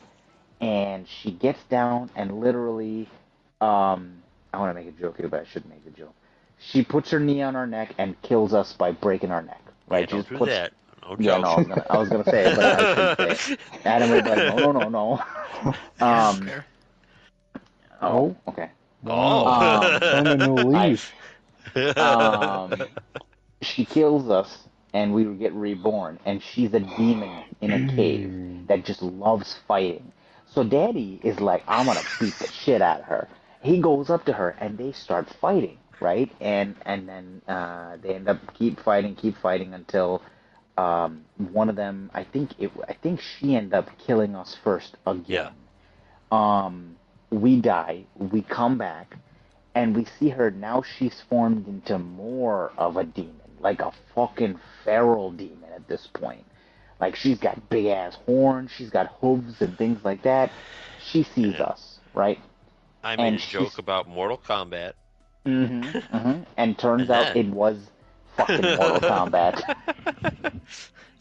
She gave us a fucking fatality. We fucking died repeatedly. Just, she was tearing our limbs off. She was clawing us. She was eating us. Fucking, just different things, right? And eventually, she also got groped by all the yeah, hands and got taken away. the stubborn man. He was just like, The no, you're not voices, dying. the voice acting in this game too. It's only one dude who It's does only like one the dude. Yeah, he's narrator. reading the story, but like Yeah, he's and got does the all multiple the voices and voices. shit. Oh my All of god. them are It was great. crazy. It was The crazy. cheated is one of the best voices. Oh god, the dude's so pissed about everything. He's just like, I can't believe I fucking died from this bitch. I'm getting I back didn't and I'm think there gonna was gonna be fuck swearing her in up. the game. Then the cheated came along. Oh yeah, and he starts getting pissed, he's angry. It's crazy. It's crazy. Highly recommend. And this is a game for almost anybody. It's comic relief. It's it's just it's a lot of serious depressing undertones sometimes. hmm Um I have it no idea is what the overall story is supposed to be here, but I don't the care. I'm along for the the ride. overall story, it gets kind of crazy by the secret ending. Um, but I think the overall story is this is a couple in love, right? He's sent to kill her, um, and they're bound by this rope and this fate that they're always going to end up together one way or the other, whether it's by death or by love or by whatever it may be. But it is a story about love. It between these two people, and we're just told the minimal amount of information, like, hey, you're a person or a bird man going to go into this cabin. There's a princess down underneath in the basement of the cabin, and your job is to kill her. We don't know for what. We don't know why. She's apparently some weapon of mass destruction that's able to fucking end the world. That's all we know, right? And again, it's a story about this relationship with this girl that you have that evolves into something. And it could be so many different things. There was one where I made her fall in love with me, but then I decided to stab her when I came back because she was in love with me. She lays there crying, dying, saying, I guess I did something wrong and I should die. I felt bad. Then she turned into a fucking wraith and decided to burn the entire cabin down because she said, I love you so much that I want to see you engulfed in flames. Yeah. So, it's just, there's still ones that we haven't uncovered. Tons. There's still tons of endings we have not seen yet. There's one where she becomes a fucking god because you give her a power trip before she kills you. She literally becomes a god. Find that. You would get that ending. Yeah. All I said was that she looked powerful, and all of a sudden it went to her head, and I got killed by her hands, and she comes back as a fucking towering god and says, "You better kneel down and kiss my feet." And I'm like, okay, I guess I'm gonna kneel down and do what I gotta do. And then there was one part where I went against her, and then there was one. Oh shit! Oh, I gotta say this one before we end this topic. There was one very disturbing one. So we end up killing. We end up cutting her arm off to get her out of the chains, but she can sense a murderous intent coming from us. So she dodges the knife because she feels like we're gonna stab her. We freeze trying to tell her we're gonna warn her. Instead, she takes the knife, slits our throat, we go down. We get back up after, like, we get reborn. And we go down to the cabin, and it's her again. But now she's chained by her neck and both her arms. And she just tells us to come closer. We come closer. She takes the chain, wraps it around her throat, and she says, "You better drop the fucking knife." And I'm like, okay, I've dropped the fucking knife. I'm not trying to kill you this time. I'll drop the knife. I want to talk to you. She grabs the knife and she cuts her own fucking head off. And if you choose to take her head up the stairs, she talks to you when you get at the top of the stairs outside, and she says, "I was right to trust you to take my head. I made the right choice." I just, I, we don't even know what happens if we just leave the head. We didn't even actually take that route. So, yeah. Really disturbing. She literally just starts sawing against her throat, and then, like, it eventually gets to her spine, cuts through that bone, and then, like, you see her arm just, like, go limp. Her head start to, like, kind of taper off to the right, and then just, like, tears off and falls on the ground. And I'm like, damn. Anyway, Slay the Princess. Definitely recommended. Daddy and I both give it 2 thumbs up. So definitely recommend that game. I guess 4 thumbs up. We both have 2 arms. But that's what I had for that. Also, many little things. Stellar Blade updates coming out. I mentioned that before. I'm probably going to be doing one more playthrough of that. I'm going to do it with the Nier DLCs, unlock all the costumes, and play that game one more time through. I want to see the slight bit of changes that they've made, and I want to try the game in the 80 FPS mode. So I'm gonna give that a shot to see how fast this game moves now. Adam, what else you got? I mean, there's 2 things I guess we could talk about. There's 2 big things, I'd say. Yeah, let's talk about it. And I guess we'll start with the easier one, probably the shorter one, which is that there's a rumor, or I mean, it's being reported on basically. Sony is in talks to buy From Software parent company Kadokawa. Now, I don't think people understand the massive scale that's going to be, not just gaming-wise. If they buy them out, Kadokawa is responsible for a lot. Like, when I say a lot, almost every single new anime that is displayed every season is 90% of them are made by Kadokawa. Like, if they buy them, and they already own Crunchyroll at this point, right? Sony has Crunchyroll, they have Funimation, that's all them. If they own Kadokawa, they own they'd be the Disney of anime. They would own so much anime. Every new IP that gets thrown into anime every season, like there's three shows that I'm watching this season. I'm watching Demon Lord, um, the greatest seeker ever, and then uh, uh, what's that fucking show? ReZero, Return to Life or something, season three. Those all three of them are made by Kadokawa, I believe. Maybe not ReZero, but the two I mentioned previously are both Kadokawa. They would own such a giant chunk of anime. Sorry, that's just a side note I had to put because gaming wise, that's huge. I forgot that Kadokawa owns From Software. I didn't even realize that. Um, but if they own that, like that is a giant acquisition. That is huge. I don't even know how much money they paid for that. That's a big ass acquisition. There's no rumor of the price, right? They're just rumoring that it's gonna happen. Yeah, there's just rumors that it's going to happen. The company, I think, is worth $2 billion or something like that. But they've had some issues over the past few years, like just leadership wise. So they could honestly get it for less. But the other thing, the main thing that people are talking about is the anime, because Sony is really investing in that, and that's one of their key pillars. The gaming thing is great too.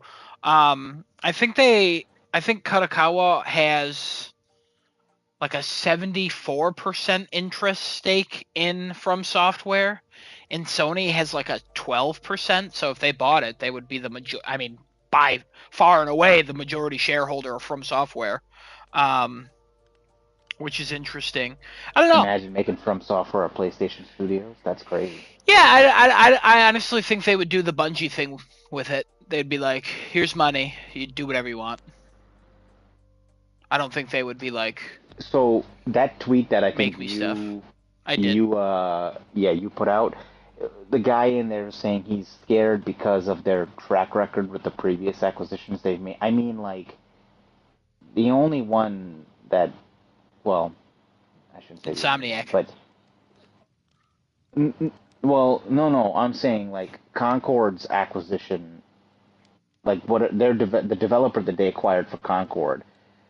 I mean, yeah, they went under with the first The only fucking one bid that's and gone right is Insomniac.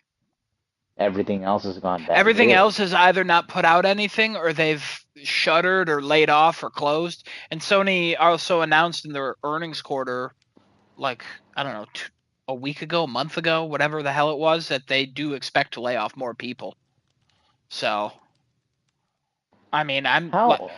when I heard this news, I was like, oh, that's cool. But at the same time, like, that kind of sucks. But whatever. What? Insomniac I know is one. What are I mean, they own Bungie now. They bought Nix's. They bought. Uh, oh God. About that What else mobile did they studio buy? that they recently closed that put Right. out They nothing. um. Haze, that Jade Raymond studio, they put out nothing so far. Or Hazelight, whatever the hell it's called. Something like that. What else did they buy? I don't know. Um. Of the notable ones, though, they've either put out nothing or it's gone worse. Hmm. So, yeah, I don't want them controlling From Software at all. I mean, obviously, Bloodborne, they do something with Bloodborne, but like From Software, again, if anything, I could totally see them buying it and then From Software going its own way, like going independent or something. Um, I just don't think that Sony would be like, okay, we own you now. You only keep your games on PlayStation. Like I could see them, if anything, I could see them getting them, but it's like, okay, we'll expand you, work on Bloodborne, do whatever the hell you want. Here's money. I think Like they'd end up keeping it to PlayStation and PC though. I don't know. I do not think so. I think You they would think do they'd the keep it fully approach, multi-platform? with Bungie and yeah. I don't think they would give them restrictions because of, why restrict a studio that's doing. It's literally one of the studios now that's doing so well at what it's doing, and it's But do they? I selling mean, millions. Right, right. But do they make a shit ton of money when they sell on X? Like, are they making that money back on Xbox? And most of the Soulsborne players are playing PC and PlayStation. Am I wrong with that? I mean, I'm sure that they are making money because they keep putting it on Xbox and PCs and other things. Yeah, So PC I get. Like, yeah, I think PC they would makes sense. stop. And I think they would have not put uh, Elden Ring on Xbox if they didn't think it would sell on Xbox. I'm sure it sold enough. I just feel like the more concurrent, or not concurrent, the more active, I guess the more copies are sold on PlayStation and PC. And If PlayStation is known for that like it's an RPG machine, right? It's a JRPG, it's a Soulsborne, it's a fucking whatever. Almost at this point, it's almost an anything machine. Versus you hear what's on Xbox, right? Like I don't know. I Sure, guess but if the I'm them, architecture of the consoles are similar enough now that where yeah, there are, yeah, yeah. if you make it for PlayStation 5, if you make it for PC, it's not the most difficult thing to port over. I mean, I'm sure it's complicated as all hell. I don't know anything about it, but it doesn't seem Mm. like it's as hard as it used to be. So I can't imagine they would be like, Xbox costs too much. But again, that's if this even goes through, if this even gets there. But like, I don't know. What's What are anybody the else's odds? Do you think? thoughts? Yeah, Kevin, Huh? Desnoto, you guys are Soulsborne guys. What about it? Oh my god. Desinoda, any leave, thoughts? leave it to Kevin. I mean, it's fine. If they buy it, Yeah, I mean they kind of not started, but like FromSoft's biggest or bigger first big game was an exclusive to PlayStation. Um, kind of got them on their feet, that was Demon Souls, right? got everything. Yeah, like that was I think that was their first like big hitter game. I think they've done things in the past, though, right? Like they've They done have, other but games in the like past. nothing like that hit like Demon Souls. They had other niche games, but nothing like that. So And I both mean, Demon Souls and Bloodborne are not on PC yet, right? yeah, Hmm. yeah. So still exclusive. I mean, maybe PlayStation would buy it and still just let them sell it out because they'll make easy money that way, selling to other platforms. Plenty of PC people would still buy the games. I just think if it's Sony, they'll probably either end up restricting because I don't know if they want to follow what Microsoft does with like, hey, we're gonna buy the studio, but the studio we're gonna allow the studio to make games for anything because we want all our games to be everywhere. It's just like Sony still has that, even though they're adopting the PC a lot, they still have that mentality of you got to get a PS5 to play the best Sony games Oh yeah. day one, right? That's still their mentality as of today, right? But it For might be Total War. something like Destiny's case where they are funding the studio. But then like Destiny 2, like look at Bungie, what they've done with Bungie. Like, there's a bunch of restructuring going on in Bungie because leadership issues and PlayStation has to put more of their influence in there and like who knows going forward what the future of Bungie looks like considering yes they've given them independence but it's just not produced what Yeah, Sony they've wanted reined the now. independence for Bungie in, but after Bungie proved that their independence they could not control. Oh, so you're saying okay, I see that. So you're saying that with this they can control it better from software would be like, yeah, we're fine on our own, just keep giving us money and we'll keep pumping out Bethesda for you. I think if anything, Sony is like From Software. If they look at them and they go, "What the fuck are you doing? How can we do that too?" I think there's a lot to gain from Software on Sony's end. Be like, okay, like how did you make your game like so Like, I mean, the From Software formula that's so popular now, and like every game that steals from it or borrows I mean, everything they borrows from own, everything. But they like, patent that Soulsborne yeah, thing. That'd it's be all, Sony's. which is crazy. But like, I mean, also we talk about how Demon Souls was such a success. How come there's never a Demon Souls 2? Did Sony ever pass on that? Did we ever get confirmation of that? I saw some I think things where because it's like Ow. they passed on Demon Souls 2 because it didn't sell to their expectation, but From Software was happy with the sales. I think Dark Souls was the what spiritual successor to Demon Yeah, Souls. Yeah. because it doesn't seem like Sony owns Demon Souls, so they must have not let them make a sequel to that. They wouldn't fund But it. then they've remade it for PS5 and But then they remade it for PS5 because the Soulsborne genre grew, so they were like, I bet we can remake this game and sell more copies of it. I wouldn't be surprised if the Demon Souls remake sold more than the original Demon Souls on PS3 back in yeah, 2009. that's pretty. Yeah, that's a pretty logical statement there. Yeah, I would assume. So. I would assume as well. So like, I would assume that as well. did like we all talk about? I mean, there's a lot of people who talk about it's the great Demon Souls is one of the greatest games of like the PS3 generation. It's probably one of the greatest games of all time to some people, but like there's never a sequel. Did Sony pass on that? Like I don't. That's why a lot of people are kind of against this, but also a thing that a lot of people are pointing out too is they would have a monopoly on anime. This would Yes, 100% be a monopoly on anime, they would be the and Disney of anime. yeah, and I mean, you know my feelings about Disney. I don't care about anime too much, but at the same time, I'm like, I don't want one company owning 90% of a genre.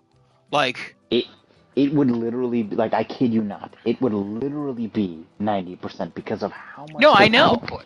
Oh, I know. It's sick how much they output, and every season, Kadokawa has 4 fucking new animes that all premiere at the same fucking time.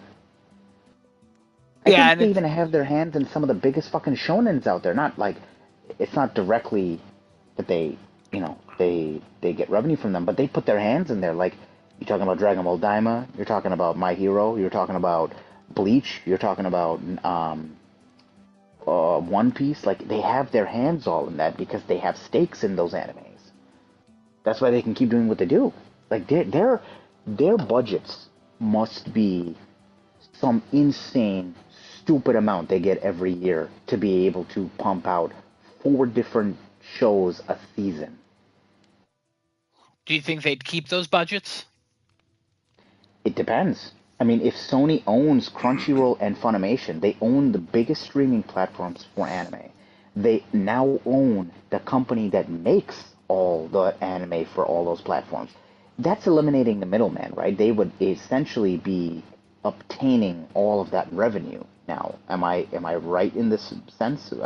I know a good amount with how companies obtain revenue, but I'm not a business major. So if you are obtaining the parent company and you have the actual the media output for it, you're eliminating all the middlemen and nothing in between of you and the revenue. So, if anything, I would think their profits would only increase, which would allow them to say, you can keep your budgets. Keep I, doing what you're doing, keep making us more money. I really quickly I want to point out Funimation does not exist anymore. It was dissolved into Crunchyroll as of April of Yeah, this year. right. Because when they bought them out, they put them into one stream platform. Yes. So sorry, it's just Crunchyroll now at this point, not Funimation. So they just own the biggest streaming platform for anime because I don't think there's like Disney has anime, but they only have the anime because they bought Hulu and they bought it before Sony could pick up whatever licenses were on there. So whatever is on Disney's side is a very minuscule percentage of anime versus what is on Sony's side, and I think they even share some now. So like they have some of the anime that is on Crunchyroll on Disney Plus now because I guess Sony either says sure or maybe that's not even Sony's call. I'm not 100% sure with that. I don't know how They that probably logistic works. licensed it out. They probably got some money. But I think they'd let them keep the budgets considering they're about to get a whole fucking stream of revenue straight injected into them with how successful anime has been over the last like couple decades. on top of that too, it's that becomes a whole nother business model for them. So Sony is not just known for their TVs, game systems, music, and movies. They would now be known specifically for their anime. Like that's just a whole nother stream of business you have that they add to their arsenal. Their stock would shoot up insanely if this gets approved. Would the Because price now for tapping a Crunchyroll whole. go up, you think? Yes, most likely. Yeah. Because now you have access to Kadokawa animes like right off the bat. It probably would be like, oh, you want to watch all the newest Kadokawa animes? It's day one. Crunchyroll moved that price point from $70 a year, $69.99, or whatever it is, $60 a year to Now, $80 or so $90 a year. so I'm not familiar with anime. Are they already not on Crunchyroll? Where can you watch them? They are on Crunchyroll, but if you're thinking of Sony, right? Let's talk as Sony's perspective. They're gonna make it somehow like you want. This is the best place for you to watch it because only other place you can watch anime at this point is Disney Plus and Hulu. That's the only other media Netflix output has for. some too. Oh, I always forget about Netflix. Yeah, but their anime has been god fucking awful. No, it hasn't. Minus One Piece. That's it. That's They One have Piece is Death what's Note holding them. too. They have like some of their older shows. The older shows, yeah, they haven't output I like think anything new they've Bleach might be output. on there too. The Thousand Year War one or the old one? Maybe both. I'm not sure. I Um, haven't but the checked. one thing that's succeeding for them is One Piece. Like that's what's holding Netflix up in the anime section. But most people, everything is Crunchyroll for most people. Any anime, avid anime fan, watcher, whatever it is, you're mostly on Crunchyroll. Like there's no other medium that you use to stream your anime other than Crunchyroll. You occasionally go over to Netflix or Disney Plus because one or two shows are exclusive there, but the majority of exclusivity of shows it's sitting on Crunchyroll, and they get that. That's yeah, they're gonna make something in the of that of saying best place to watch it is here. We're gonna obtain XYZ rights, IPs, all this. We're gonna continue to grow anime. Sony's gonna be the next big anime provider Okay, Kevin, if you've that been goes through. quiet. Do you have any thoughts on this at all? All right. Well, uh, I'm not. I'm not really like understanding what PlayStation get. Well, okay, the anime thing. Sure, they gain a whole bunch of that, I guess. But like, what I've read in articles, I have barely looked into this, so I apologize. But what I've read in articles, like, you got Spike Chunsoft, who's responsible for games like 999, the Nonary games, Zero Time Dilemma, AI Somnium Files, Danganronpa. All of these, they might come to Switch first. Every game's on PlayStation already. Acquire, they have, I think, certain Mario and Luigi games, or all of them. Um, I don't think Mario and Luigi games are coming to PlayStation. I don't know that PlayStation really wants Mario and Luigi to come to PlayStation.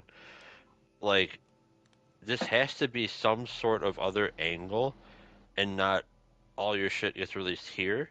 And I think if, like anybody that's partnered with like Nintendo Switch, I don't think PlayStation is necessarily gonna like screw over Nintendo with this. So I guess this is more of a here, come under our umbrella and help us figure out what the hell it is that we want to like do with our games, because Bungie apparently wasn't the answer. Um, but like that's, I don't really know that these companies really help PlayStation at all. Um, I To don't the know what point. they really have to offer, because again, like Spike Chunsoft is huge, From Software is huge. Those games are already here. What, you're gonna make like the next Elden Ring exclusive to PlayStation? Woohoo! It'd be a timed Like, exclusivity thing where See, it's similar to I mean, like yeah, but why are you buying the company? Just give them money. because the company can decide to then change their mind. I'll give you an example. You look at. I'm sorry, Adam. Did you want to say something? Because I heard no, you no, go talk. ahead. You look at like Square Enix, right? They chose to, for a longest time, they chose to have PlayStation as their primary console because PlayStation's given them a lot of money. They've thrown a lot of money at them, and They built up a that's a rapport. partnership, Yeah. right? That's a partnership that they built over the years, things like that. Um, they can decide to move to somewhere else if another player comes in and says, I'm going to give you more money to do that.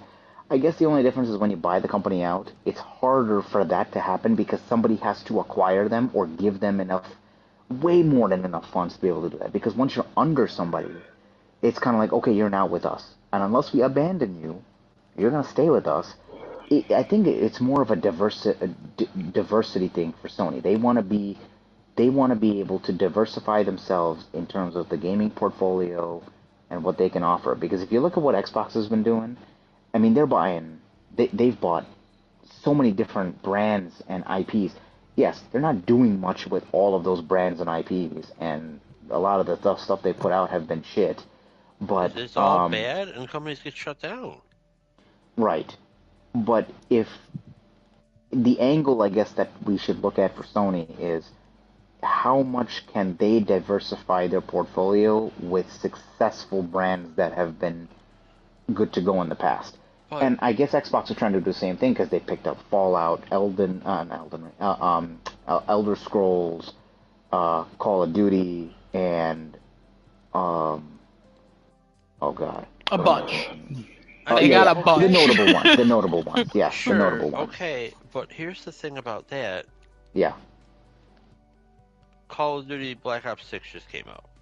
Hmm. In no way, for not even a second, did I say, oh yeah, I'm buying this Microsoft game. No, I'm fucking buying Call of Duty. The next Elder Scrolls game comes out. It's not a Microsoft game. That's a Bethesda game. Like, yes, it's under Microsoft. Yes, they themselves can tout like, yeah, we own this company. But people aren't really thinking that way. It's not like PlayStation and Square Enix.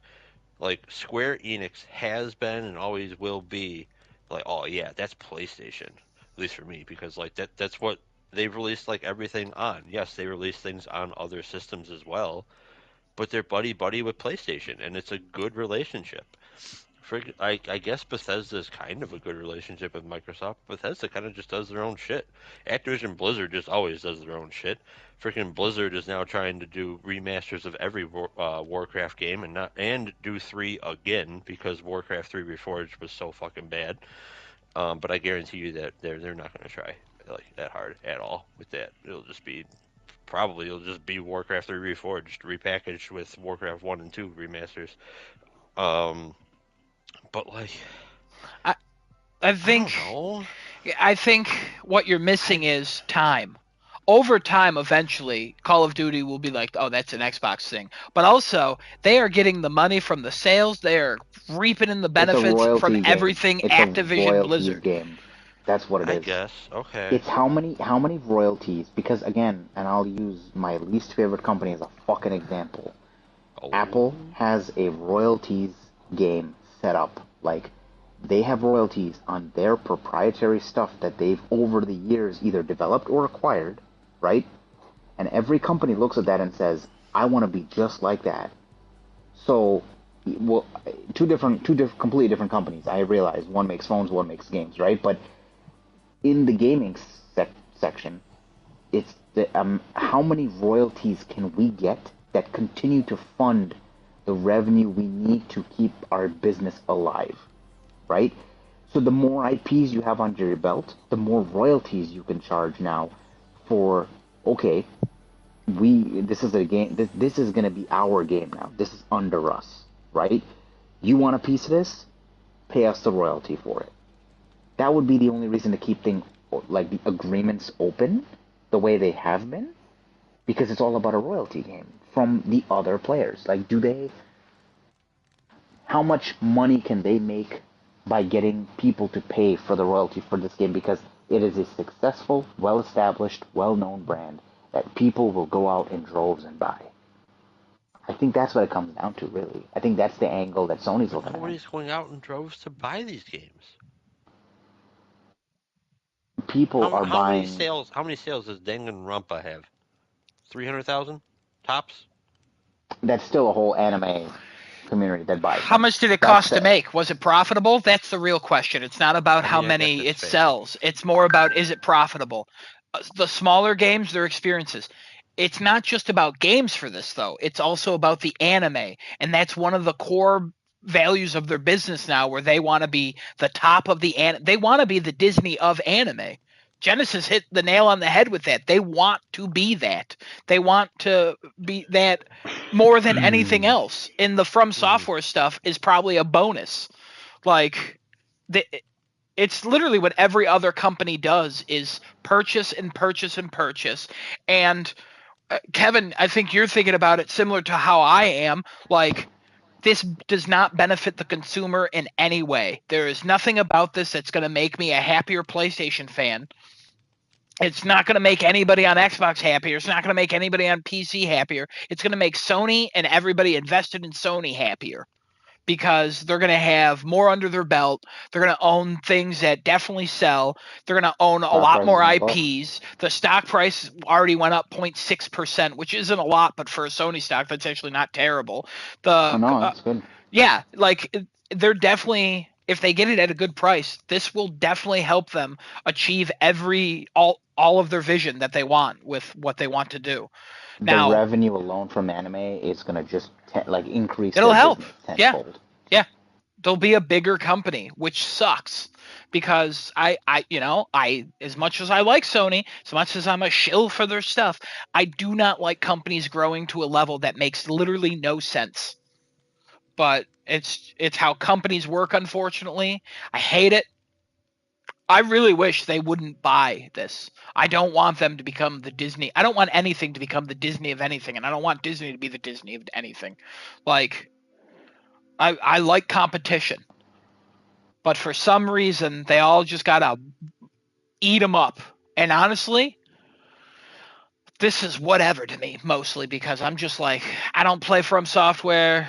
Cool, I guess. What's nice about the video game part of this is Sony has their studios interact all the time, so they would talk to each other. They would share some things, like if they got like a feature working in the next Elden Ring or the next whatever the hell they do, that they might talk about that with the Ghost of Yote people. Like, that's something that they've done. Like, they talked Horizon developers, Guerrilla, and oh god, what's that stupid guy? Hideo Kojima.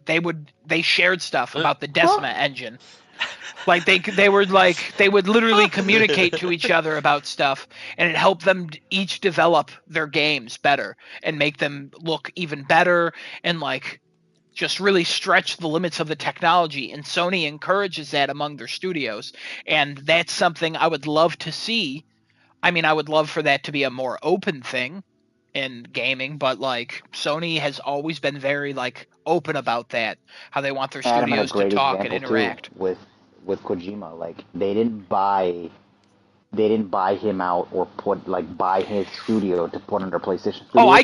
Kojima went back and was like, "Hey, I'm gonna buy my IP and now I can put it on Xbox." I guarantee you they were like, "We will buy you," and Kojima was like, "I want to be alone for now." And they were like, "Okay." And then Kojima was like, "Hey, we have a great working relationship. I want to make this game with you." And they were like, "Hell yeah." And he was like, "Give me my IP." And they're like, "You know what? Fuck yeah, we'll do that." Because they want to keep that relationship alive. That's why I'm like, I wouldn't be surprised if this goes through and From Software goes, we actually can be independent. Our game sold like 20 million. The DLC we put out sold 5 million in the first like 3 weeks or something.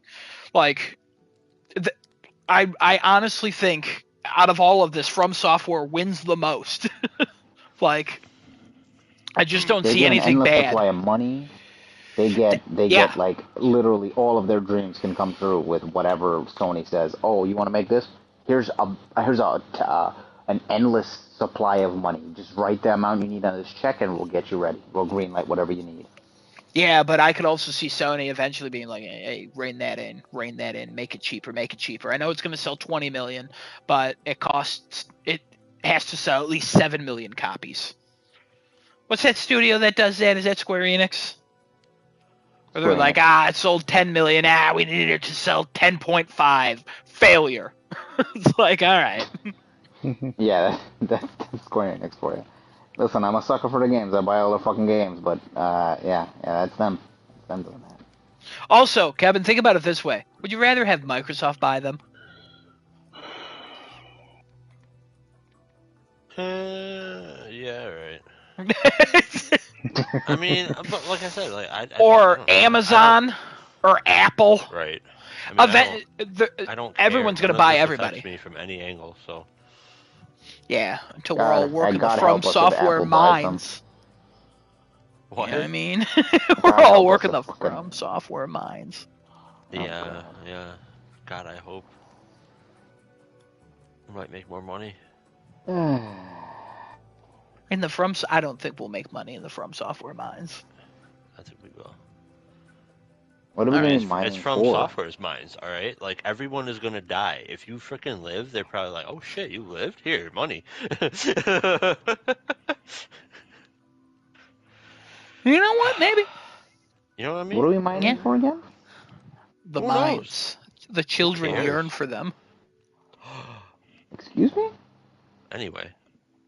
I don't know. I'm sorry. Like, I don't have a whole lot for this. No, it's fine to not have an okay. We just opinion wanted about to a hear you. news That's all story. right. No, Honestly, yeah. more people need to have that. But, like I said, like, when I looked at the companies that were part of this, I'm like, okay, but all this shit's already there, so like, there's got to be something more, right? Then you all brought up the anime thing. That makes sense. Okay, sure, maybe. Yeah, that's the this real isn't reason about behind it. exclusives. I don't Yeah. think this is at all about exclusives. And I think it would be a disservice if they were like, "Hey, you're an exclusive.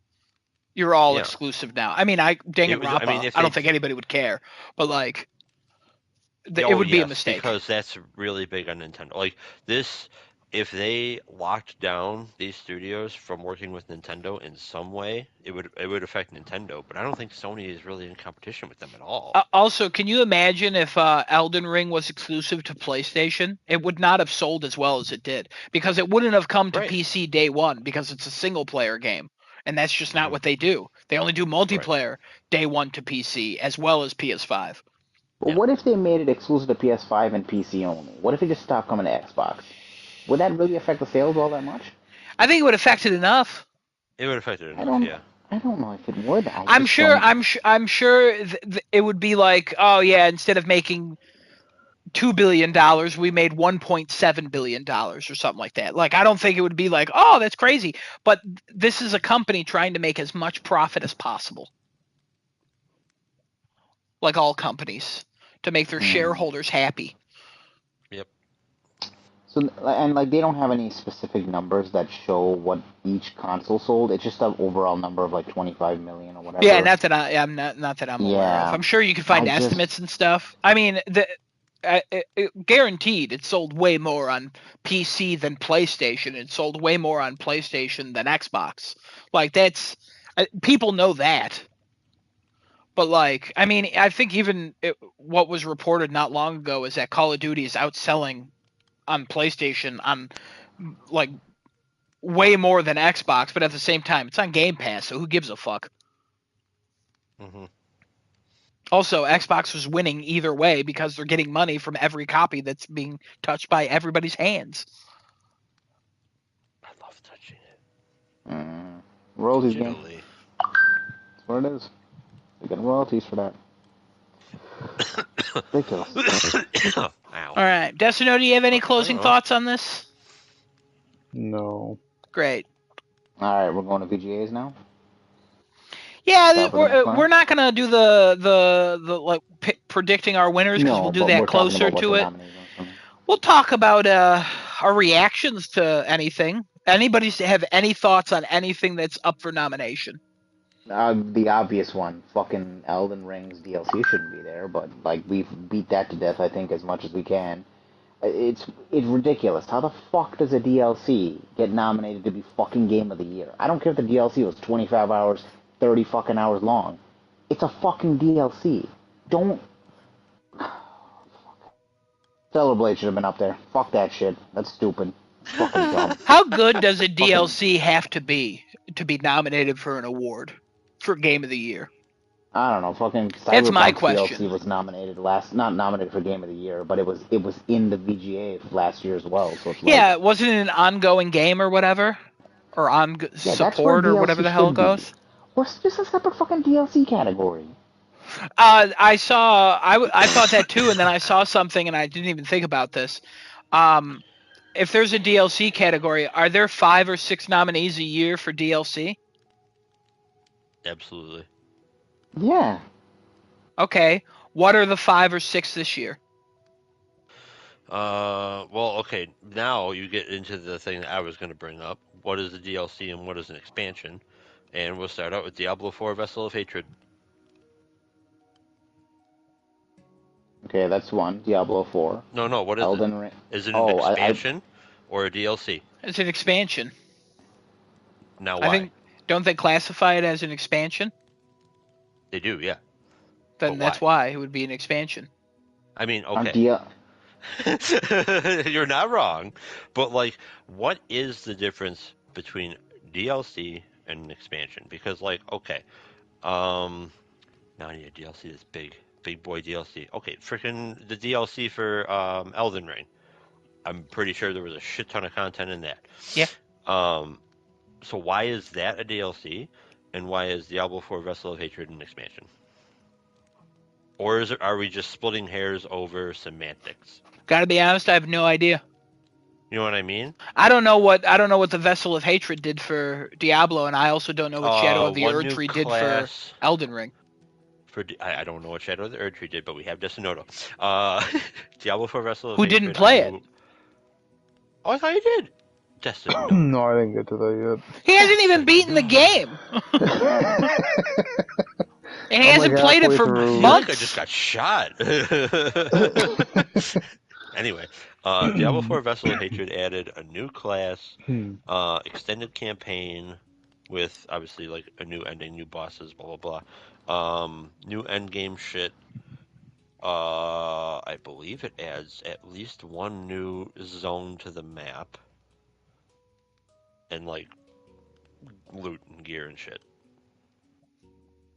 So like, basically, take a major Borderlands DLC, not the Tiny Tina stuff that was kind of like shitty DLC, but like Borderlands 2 DLC. Any one of those things, kind of what Diablo 4: Vessel of Hatred released with, except that game cost $60 whereas the Borderlands DLC is like 20. Okay, you wanted a list of what 5 DLCs that have come out this year that can be. All right, hold for- on. 5 worthy don't- DLCs or don't look 'em up. expansions. Hold on. Real quick. Looking up the difference between DLC and expansion, Oh, I think okay. the internet is mostly in agreement with, and I agree too, Okay. that DLC is any downloadable content, and expansion includes multiple DLCs. So Shadow of the Erdtree adds multiple things, so it would technically be classified as an expansion, but the DLC is more commonly used. So Oh, the term is what's used. expansion So- includes DLC. DLC is not expansions. Got it. Okay. So this in is top 5 expansions this of the year. category, Yeah. in this category, both expansion and DLC can exist. Correct. Okay, I got 5 for you. Well, hold on. Did you look everything up? I already looked at what I need. We're good. What? This is No. Honestly, let him go. I'm curious All what right. he's picked. So obviously Elden Ring, right? That's one. Okay, we all knew that. Yeah. Final Fantasy 14 Dawn Trail. Okay. Mm-hmm. You have Alan Wake 2 DLC, the Lake expansion. Okay. Diablo 4.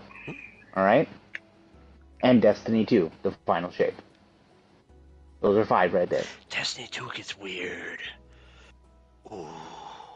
Now, you've named 5. Do you think any of those are worthy for the best expansion that came out this year? Yes. You can put Elden Ring as the fucking winner of that if you Elden want. Ring, Dawn Trail, for sure.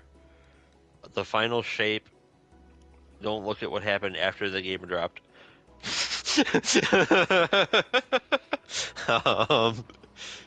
That were the other ones that you just said?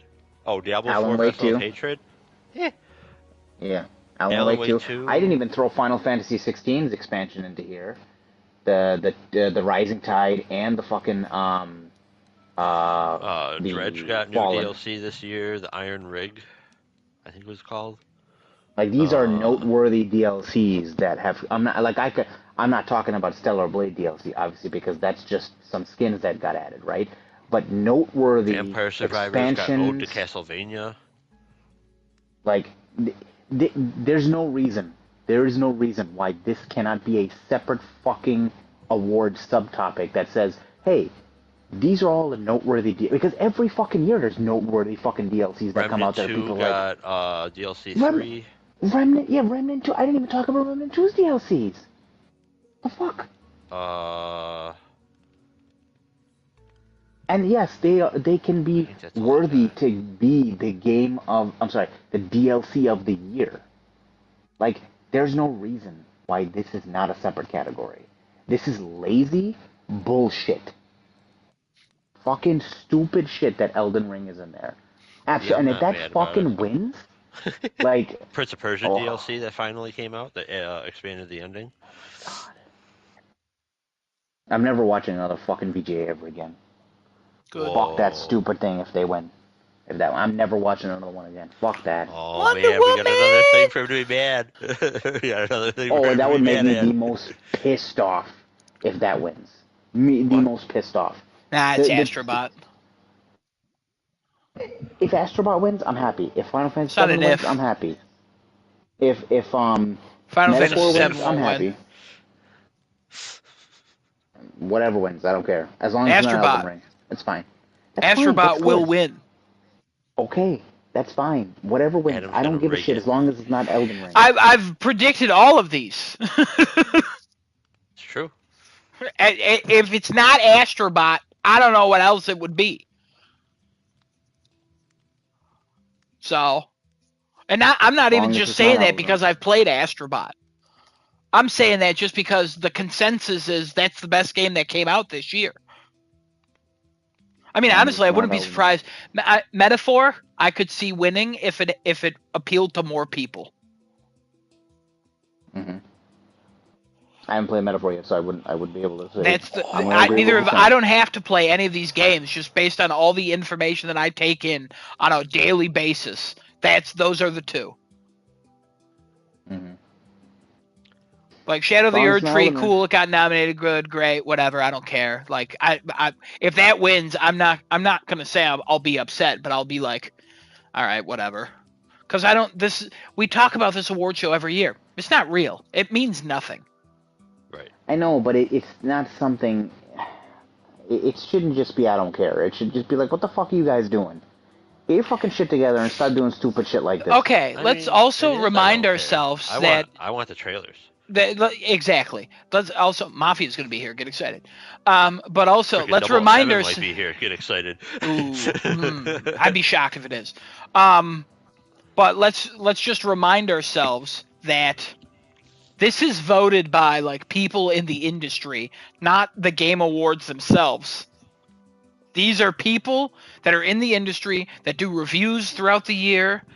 Excuse me. And enough of them played Elden Ring Shadow of the Erd Tree and was like, holy shit, this needs to be nominated for Game of the Year. So you're classifying them as retards, right? That makes sense. I didn't say that at all, but No, okay. I'm saying that. You don't have to say that. I'm saying well, you said that. you're I'm classifying them. Okay. them. Sorry. I'm No, you're good. classifying You're them good. as retards. Yeah, Because this is ridiculous. Like, this is just... How good does play, a DLC have to be for someone to be like, for enough people to nominate it for a Game of the Year? Wild to me, because in my eyes, I go, I don't think so. And I also don't think that a DLC category is needed most of the time. Because the expansions you named, yeah, I know a lot of them, but most of the time it doesn't bring people back. And when they play them, they go, yeah, that was a great addition. They don't go, wow, that was a stellar experience that needed to happen. I think Burning Shores is fantastic. I think it's 100% worth the money. Would I say, oh my God, that is Game of the Year nominee worthy DLC? Absolutely not. There's no DLC that is ever Game of the Year. I don't care what people fucking say about Elden Ring. I wouldn't say that Burning Shores is the best DLC of the year, because I don't know any other DLCs that came out that year. As much as I love Burning Shores, it's more of an expansion of the game, and I don't think that alone is like, holy shit, it changed something. It blew me away. And Game of the Year is supposed to blow me away. It's supposed to wow me. It's supposed to do something that hasn't been done before, or it's supposed to do something that's been done a million times, but in a better way. A And DLC can't do that. most of the time, It DLC can. doesn't do that. It plays it It safe. can't. It Yes, can't. it can. There's no way it can. DLC Path can of Exile. absolutely blow somebody away. You can play a DLC. Give me an example. Play Path of Exile. Elden Ring, Shadow of the Erd Tree. It blew so many people God, away, they awful. decided to nominate it for Game of the Year. One example given. You're welcome. Just because you disagree with it Diablo doesn't mean it's not an 2. example. Diablo 2, Lord of Destruction. Mm. Technically, there was no DLC at the time. There was an expansion pack, but you know. Now, I do worry about how this conversation changes over time, because are seasons, do those count as Game of the Year worthy now? DLC. No, seasons, like season passes and things like that. No, I Seasons mean, no, that like have- seasons, like the new Fortnite Oh, yeah, season. but- Holy shit, that was so Oh, good. oh. Game of the Year. It would have to. Great, can't wait to see Fortnite season 38 to become the next game of the But year. also, I'm telling you right now, are they going to put out a Fortnite season that is so mind blowing that people go, oh my god, this is Game of the Year? Probably Oh, not. bro. Path of Exile 2 will. All is solidifying, in my opinion, is not to watch the VGAs anymore because it's a waste of my time. It's not a waste of your time. Why do you have to? 100% it is. hyperbole? It is absolutely a waste Oh of my my time. I can look God, up the this trailers guy. later and see them on their own, rather than getting all pissed off and all annoyed at a fucking I'll tell you game what. show because it's I'll tell you stupid. what. Allow I'll tell you- yourself to get pissed off. I'll tell you what, Genesis. I'll say something right now. I like watching the Game Awards because you guys are there, so it's like a fun thing we do. I like doing the predictions for it, whether it's about like what's going to show there or the awards, and I like the controversy that pops up. Only because the controversy for it is so stupid. We are a bunch of late 20s, 30-year-olds complaining about this a fucking award show about games we played, and like we haven't played 60% of the games that are up for things, and we're yelling at each other about like which one should have won based on everybody else's opinion throughout this United States and the world. It's so stupid, and I love that. It's such a non-argument that's an argument, and it's crazy. It's wild. It's like if we watched like these are the best cars that came out in 2024. Like if we were all car enthusiasts, we would argue, be like, "Oh yeah, the fucking Rivian truck, whatever, it was so cool." Like what? Blah, blah, blah. Truck. Yeah, whatever. I don't It's the same fucking as know. most of the people who watch Like, football, like the it's Ford the Light- same bullshit. It's the same Hey, bullshit, but I'll tell you what, Genesis, we've been doing this for over 10 years, my guy, and we still fucking do it. You and I Yeah. dislike the results of the Game Awards every year. I predict them. I still don't like them 90% of the time. I go, yeah, you know what? Sure, whatever. I like that games are recognized sometimes. Sometimes I even like the speeches that people give, like, hey, layoffs are bad. And it's like, yeah, we all agree layoffs are bad. Doesn't fucking change anything that we're talking about at 90% of the time, but whatever. 99.999% of the time. But, like, whatever. It's cool to mention it. It's just a fun thing. We get trailers. We're watching a commercial that has some awards at this point. We've known that for years. I can't wait to complain about this trash show that Jeff Keighley hosts that brings like representation to the community we live in, and then people see that representation and go, that community looks like it sucks because they're arguing about every single thing all the time. This is one of the few times a year where I'm like, the controversy here is so stupid, I love it. Because who fucking cares? Shadow of the Erd Tree, nominated. Fuck it. A Stellar Blade outfit, fuck it. Nominate it for Game of the Year. Oh man. Fucking nominate it. That green one she's wearing, I don't even, the gameplay, whatever. Nobody cares. People like the game. If that girl was Oh my ugly, God. that game would get 7s. I just want to point that out, all right? The I know gameplay you- was really good in that game. I'm sure it was, but I'm just telling you that the main draw of that game was an attractive girl, and that's why they made her attractive. Like, That's fine. We know and what it's sells then. We know absolutely what sells. fine. Exactly. Black Myth Wukong, it's a pretty game. It looked crazy. And that It's got game a is monkey, such a so it appeals to 7, those 8. people. Yeah, such a 7-8. It's made in China. It sold well in China. It sold well everywhere else too. But China fucking carried that No. game. And it's like, yeah, great. It's nominated because of how popular it was. That game's not going to win unless it's a fan vote. And most of the time, this has a fan vote element, but there's absolutely no way, unless Chinese servers attack this, which is certainly possible, Black Myth Wukong could walk away with it. And everything else, it'll do that thing where, like, a bunch of shit will win. Like, Astrobot will win a bunch of other awards.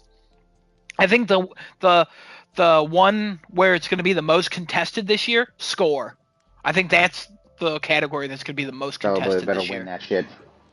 I honestly can see every game that's nominated for Score winning.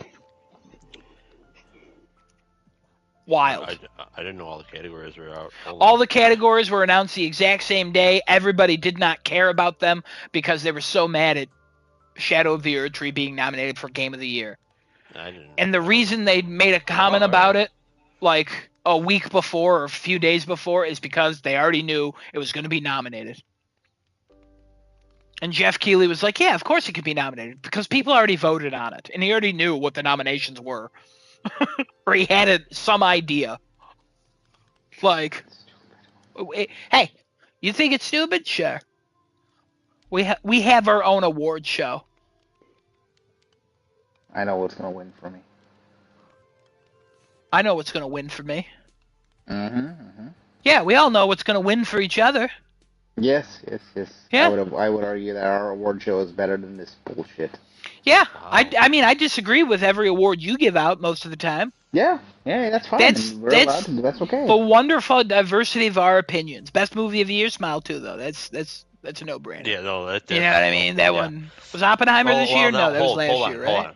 Hold on. No, there's one other movie though, Adam. There is one other movie, at least for me, that could be my favorite, but I haven't seen it yet. Conclave. Really want to see that. No idea what that is. Oh, look it up. It's Ralph Fiennes, or Raph. I don't know how are you supposed to pronounce this? Ralph Fiennes? I always thought it was Fiends. He says it like Raph Fiennes or something like that.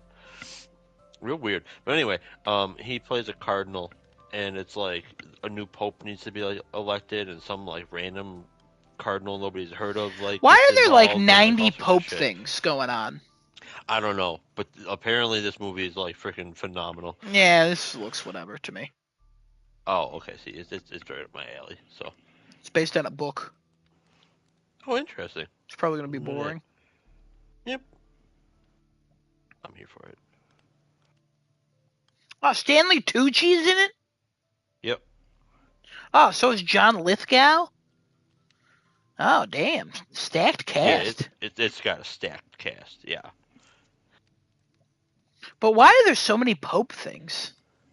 I really couldn't. There's been a lot of like TV shows and movies, horror movies, just a bunch. Did the Pope IP go free or something?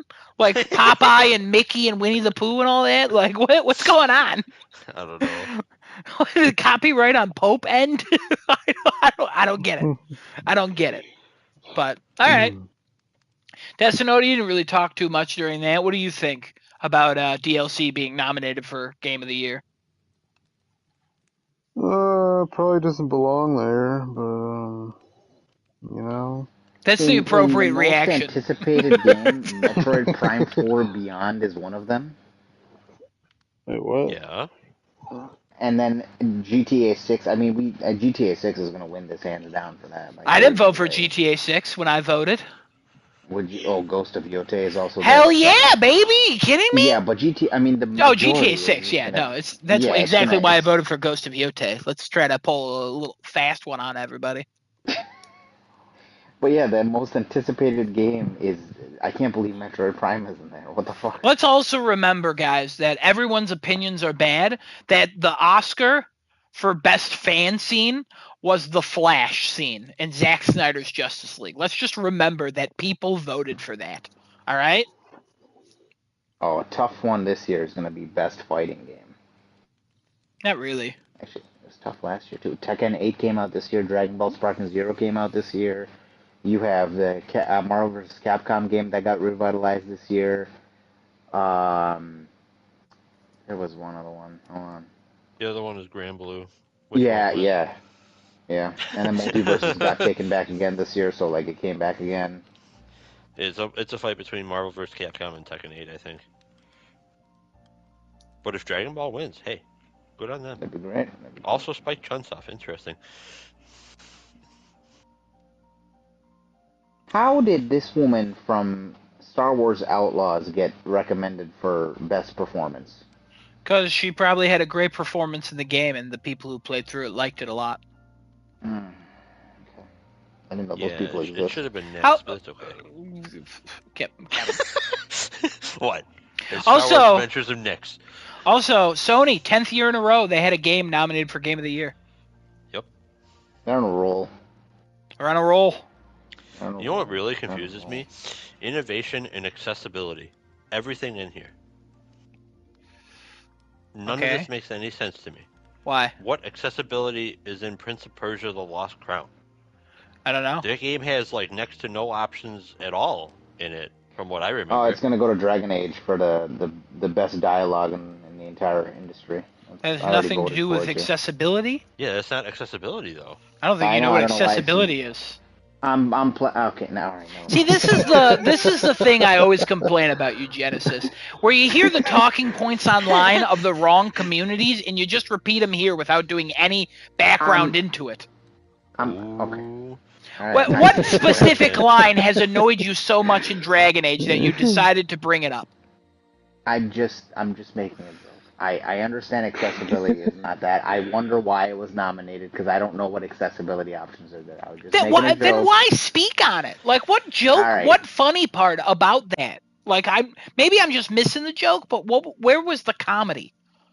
Because the drama with that shit coming up, I just used that to say, oh yeah, I'm sure it's gonna get nominated for that specific thing. That's why I said that. I didn't mean anything else by it. Jesus Christ. This is First of all, don't mix woke and accessibility. They're very different, all right? Very different. Now, putting accessibility features in a game, that's going woke. So you're right. This was a test and you failed. What? What's happening? Why'd you pull a long con on me like that? What the fuck? You woke on him? I'm very confused. Kevin, I- I've realized over the past couple weeks that if you're a terrible person, you're rewarded for it. So, fuck it. Why not? You know what I mean? Okay. We're getting I this got it, podcast. We're getting this podcast to the top. So if you're gay, stop watching. Go see your god. Get that fixed. I don't know why you're. Astrobot. I don't know why you're Astrobot's choosing that. gotta win Best Family. It's gotta beat Astrobot- Nintendo this year and win that. Astrobot, no pronouns. You know. Everything's safe there. No dick, No, listen. no vag, nobody switching nothing. I'm just Everything's saying, fine. I hope Astrobot wins Best Family Game of the Year because it would be the first time that I Not think me. Nintendo got beaten out. I understand why, because when it wins that one, it can't win Game of the Year. I Oh, it understand. can I'm win just that saying. and Game of the Year. I just don't want it to win that. You know what I mean? Because I want everybody to be like, why did that not win? And then it wins Game of the Year. And they're like, oh, maybe this is more mature than I thought. And then more people buy it. You know what I mean? I want to trick people into getting Astrobot. Yeah, you're good at tricking people. So when you get that scene of Astro fucking Nathan Drake, you're like, oh, wow. Oh, No, no. Genesis. We all know best family game is Slay the Princess, all right? I'm surprised. Hang on. Kevin, is bad that in- news. in- Slay the in Princess, indie not game? nominated here. Oh, I know it's not. Are I you didn't expect it shitting to me? be. How the fuck is that not nominated? Why would it be? Why would Slay the Princess be nominated? It should be. Best There's one of also best the indie Indie games? Game Awards happening. Oh, maybe it's in there. Could be. We gotta have Helldivers win Best Multiplayer, though. That's hands down. It's gotta win that. Ooh, that's gonna be a tough one. It's gotta. Nah.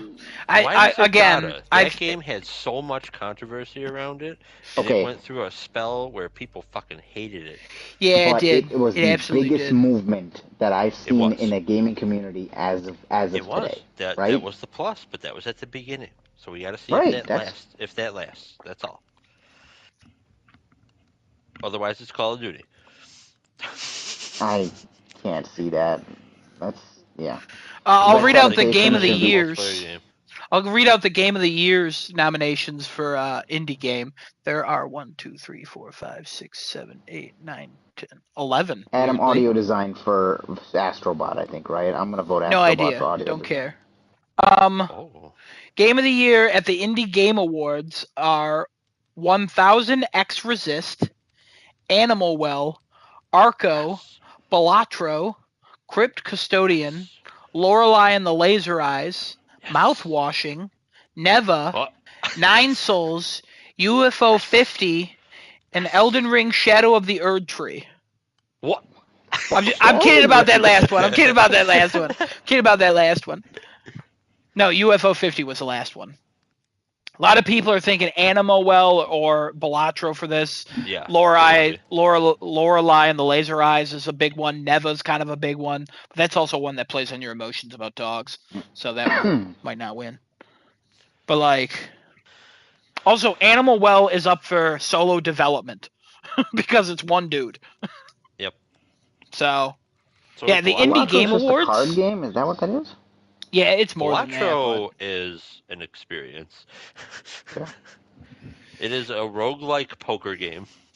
That tweet I shared, or not tweet, that Blue Sky, whatever the fuck they're called, I'm calling it a tweet, I don't care. That guy who talked about the From Software thing, his name is Joseph Moran. His game of the year is currently Balatro.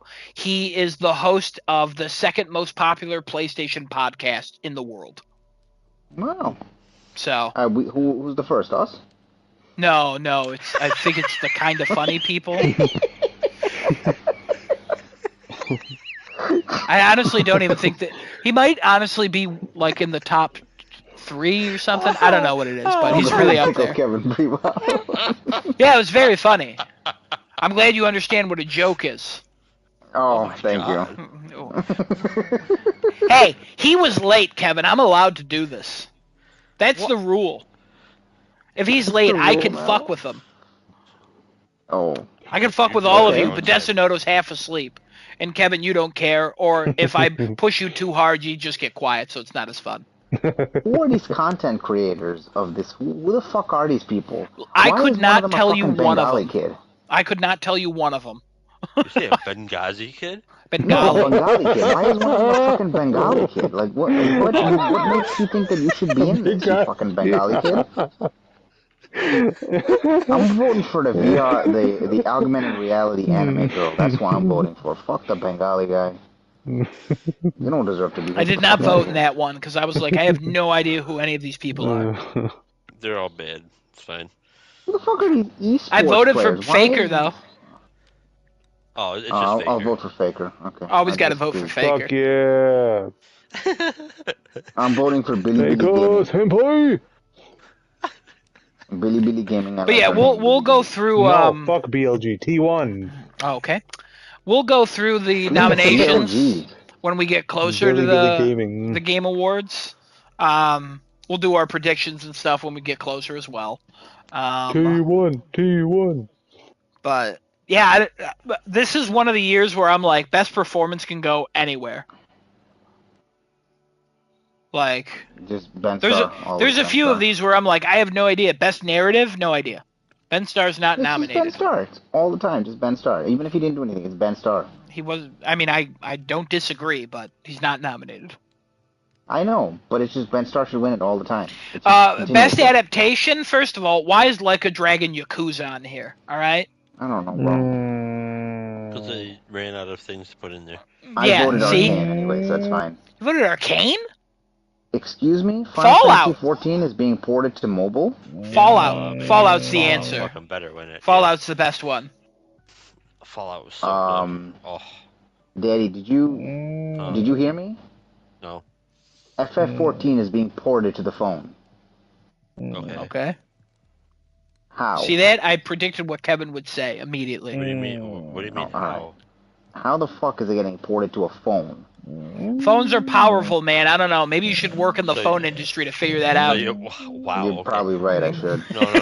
You wanna know how it's ported? So you take the code, and you modify the code so that the phone understands what it is. Oh. Why And are you then talking you to me go, like I'm please 5? no, hold on. I'm not done. Let me Why finish. is this? And Why then, is this voice coming out right now? What's and going on then, with this voice? hold on. I'm not done. It's funny if you let me talk, okay? I So listen. you I take the listen. code, you convert it to the phone, and then you give it to the phone, and then you pray really hard it doesn't explode.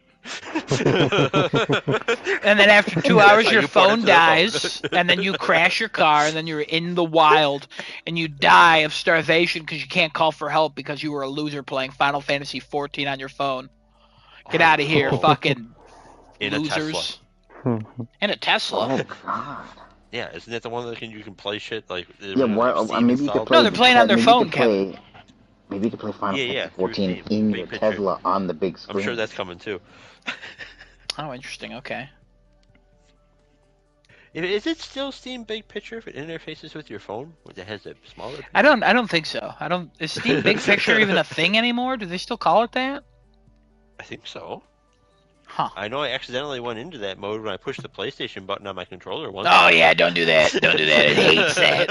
It hates that. I used to do that all the time with my Xbox controller when I would play what's that game? 7 Days to Die with my friends. But all right, I think we talked Xbox this is to Call of death. We are Duty's most already popular on platform. 1:30 right now. Holy shit! All right, I'm gonna push my topics to next week. I'm sorry. What were your We topics? went. I was gonna talk about the Bazaar and my feelings on that. Basically, The fuck is that? It's a auto battler game, kind of like Backpack Battles. Don't worry about it. Nobody's playing it. It's fine. Yeah, you can push that. And then I was going to talk about I had some What a World stuff, but that's going to take too long. We'll move that to next week. No, What a There'll be World's more canceled. development. There'll be more. Indefinitely. Oh, okay. Oh, No more What a did it get to World. us? The world's trash, Wow. All right. but getting better every day. Oh. I think See that's that? it. I was negative like Genesis, but optimistic like myself. I like it. I like it. This is cool. I found a happy medium for us, Genesis. And by us, I don't mean none of that gay shit. Mommy and Daddy are making love. I love it. I like Yes, the you new know Adam. what's so beautiful? Also, Daddy, Delta might Force they're saying Q1 is console testing. Are you? All right. I have a just question for you. looked. I know you. Okay, you told me things. I just was looking. Out of I just curiosity, figured when you eat your food, what kind of fork are you using? Lead? What? No, I'm no, intrigued. it's that green color. Jade. Yeah. What? My forks are all jade. Mm. Although Yeah, they glow. fucking Is that a sell that thing? Is that a normal thing? Sometimes as this 100%. podcast goes on, I think your wife got annoyed and stabbed you in the head, and that's why you just blurt out some things. You know what I mean? I have that anyway, thought yes. almost every podcast. Yes, Delta Force Q1, probably late January, early February. Yeah. All right. Well, Yeah, I can't PC wait. December 5th. Oh, my thing finally despawned. What the fuck? Why did that despawn? Oh, because you got up and walked over it. Never mind. All right. I'm closing up the podcast for tonight. We'll see Great. you guys next week, same time, same place. Everybody take care. Have a nice night. Go vote for something good in the VGA and don't vote for Shadow of the Erdtree. Fucking stupid ass motherfucking game. And take care and always remember that the world is an absolutely nasty and cruel place. Good night, everybody. We'll see you guys next week.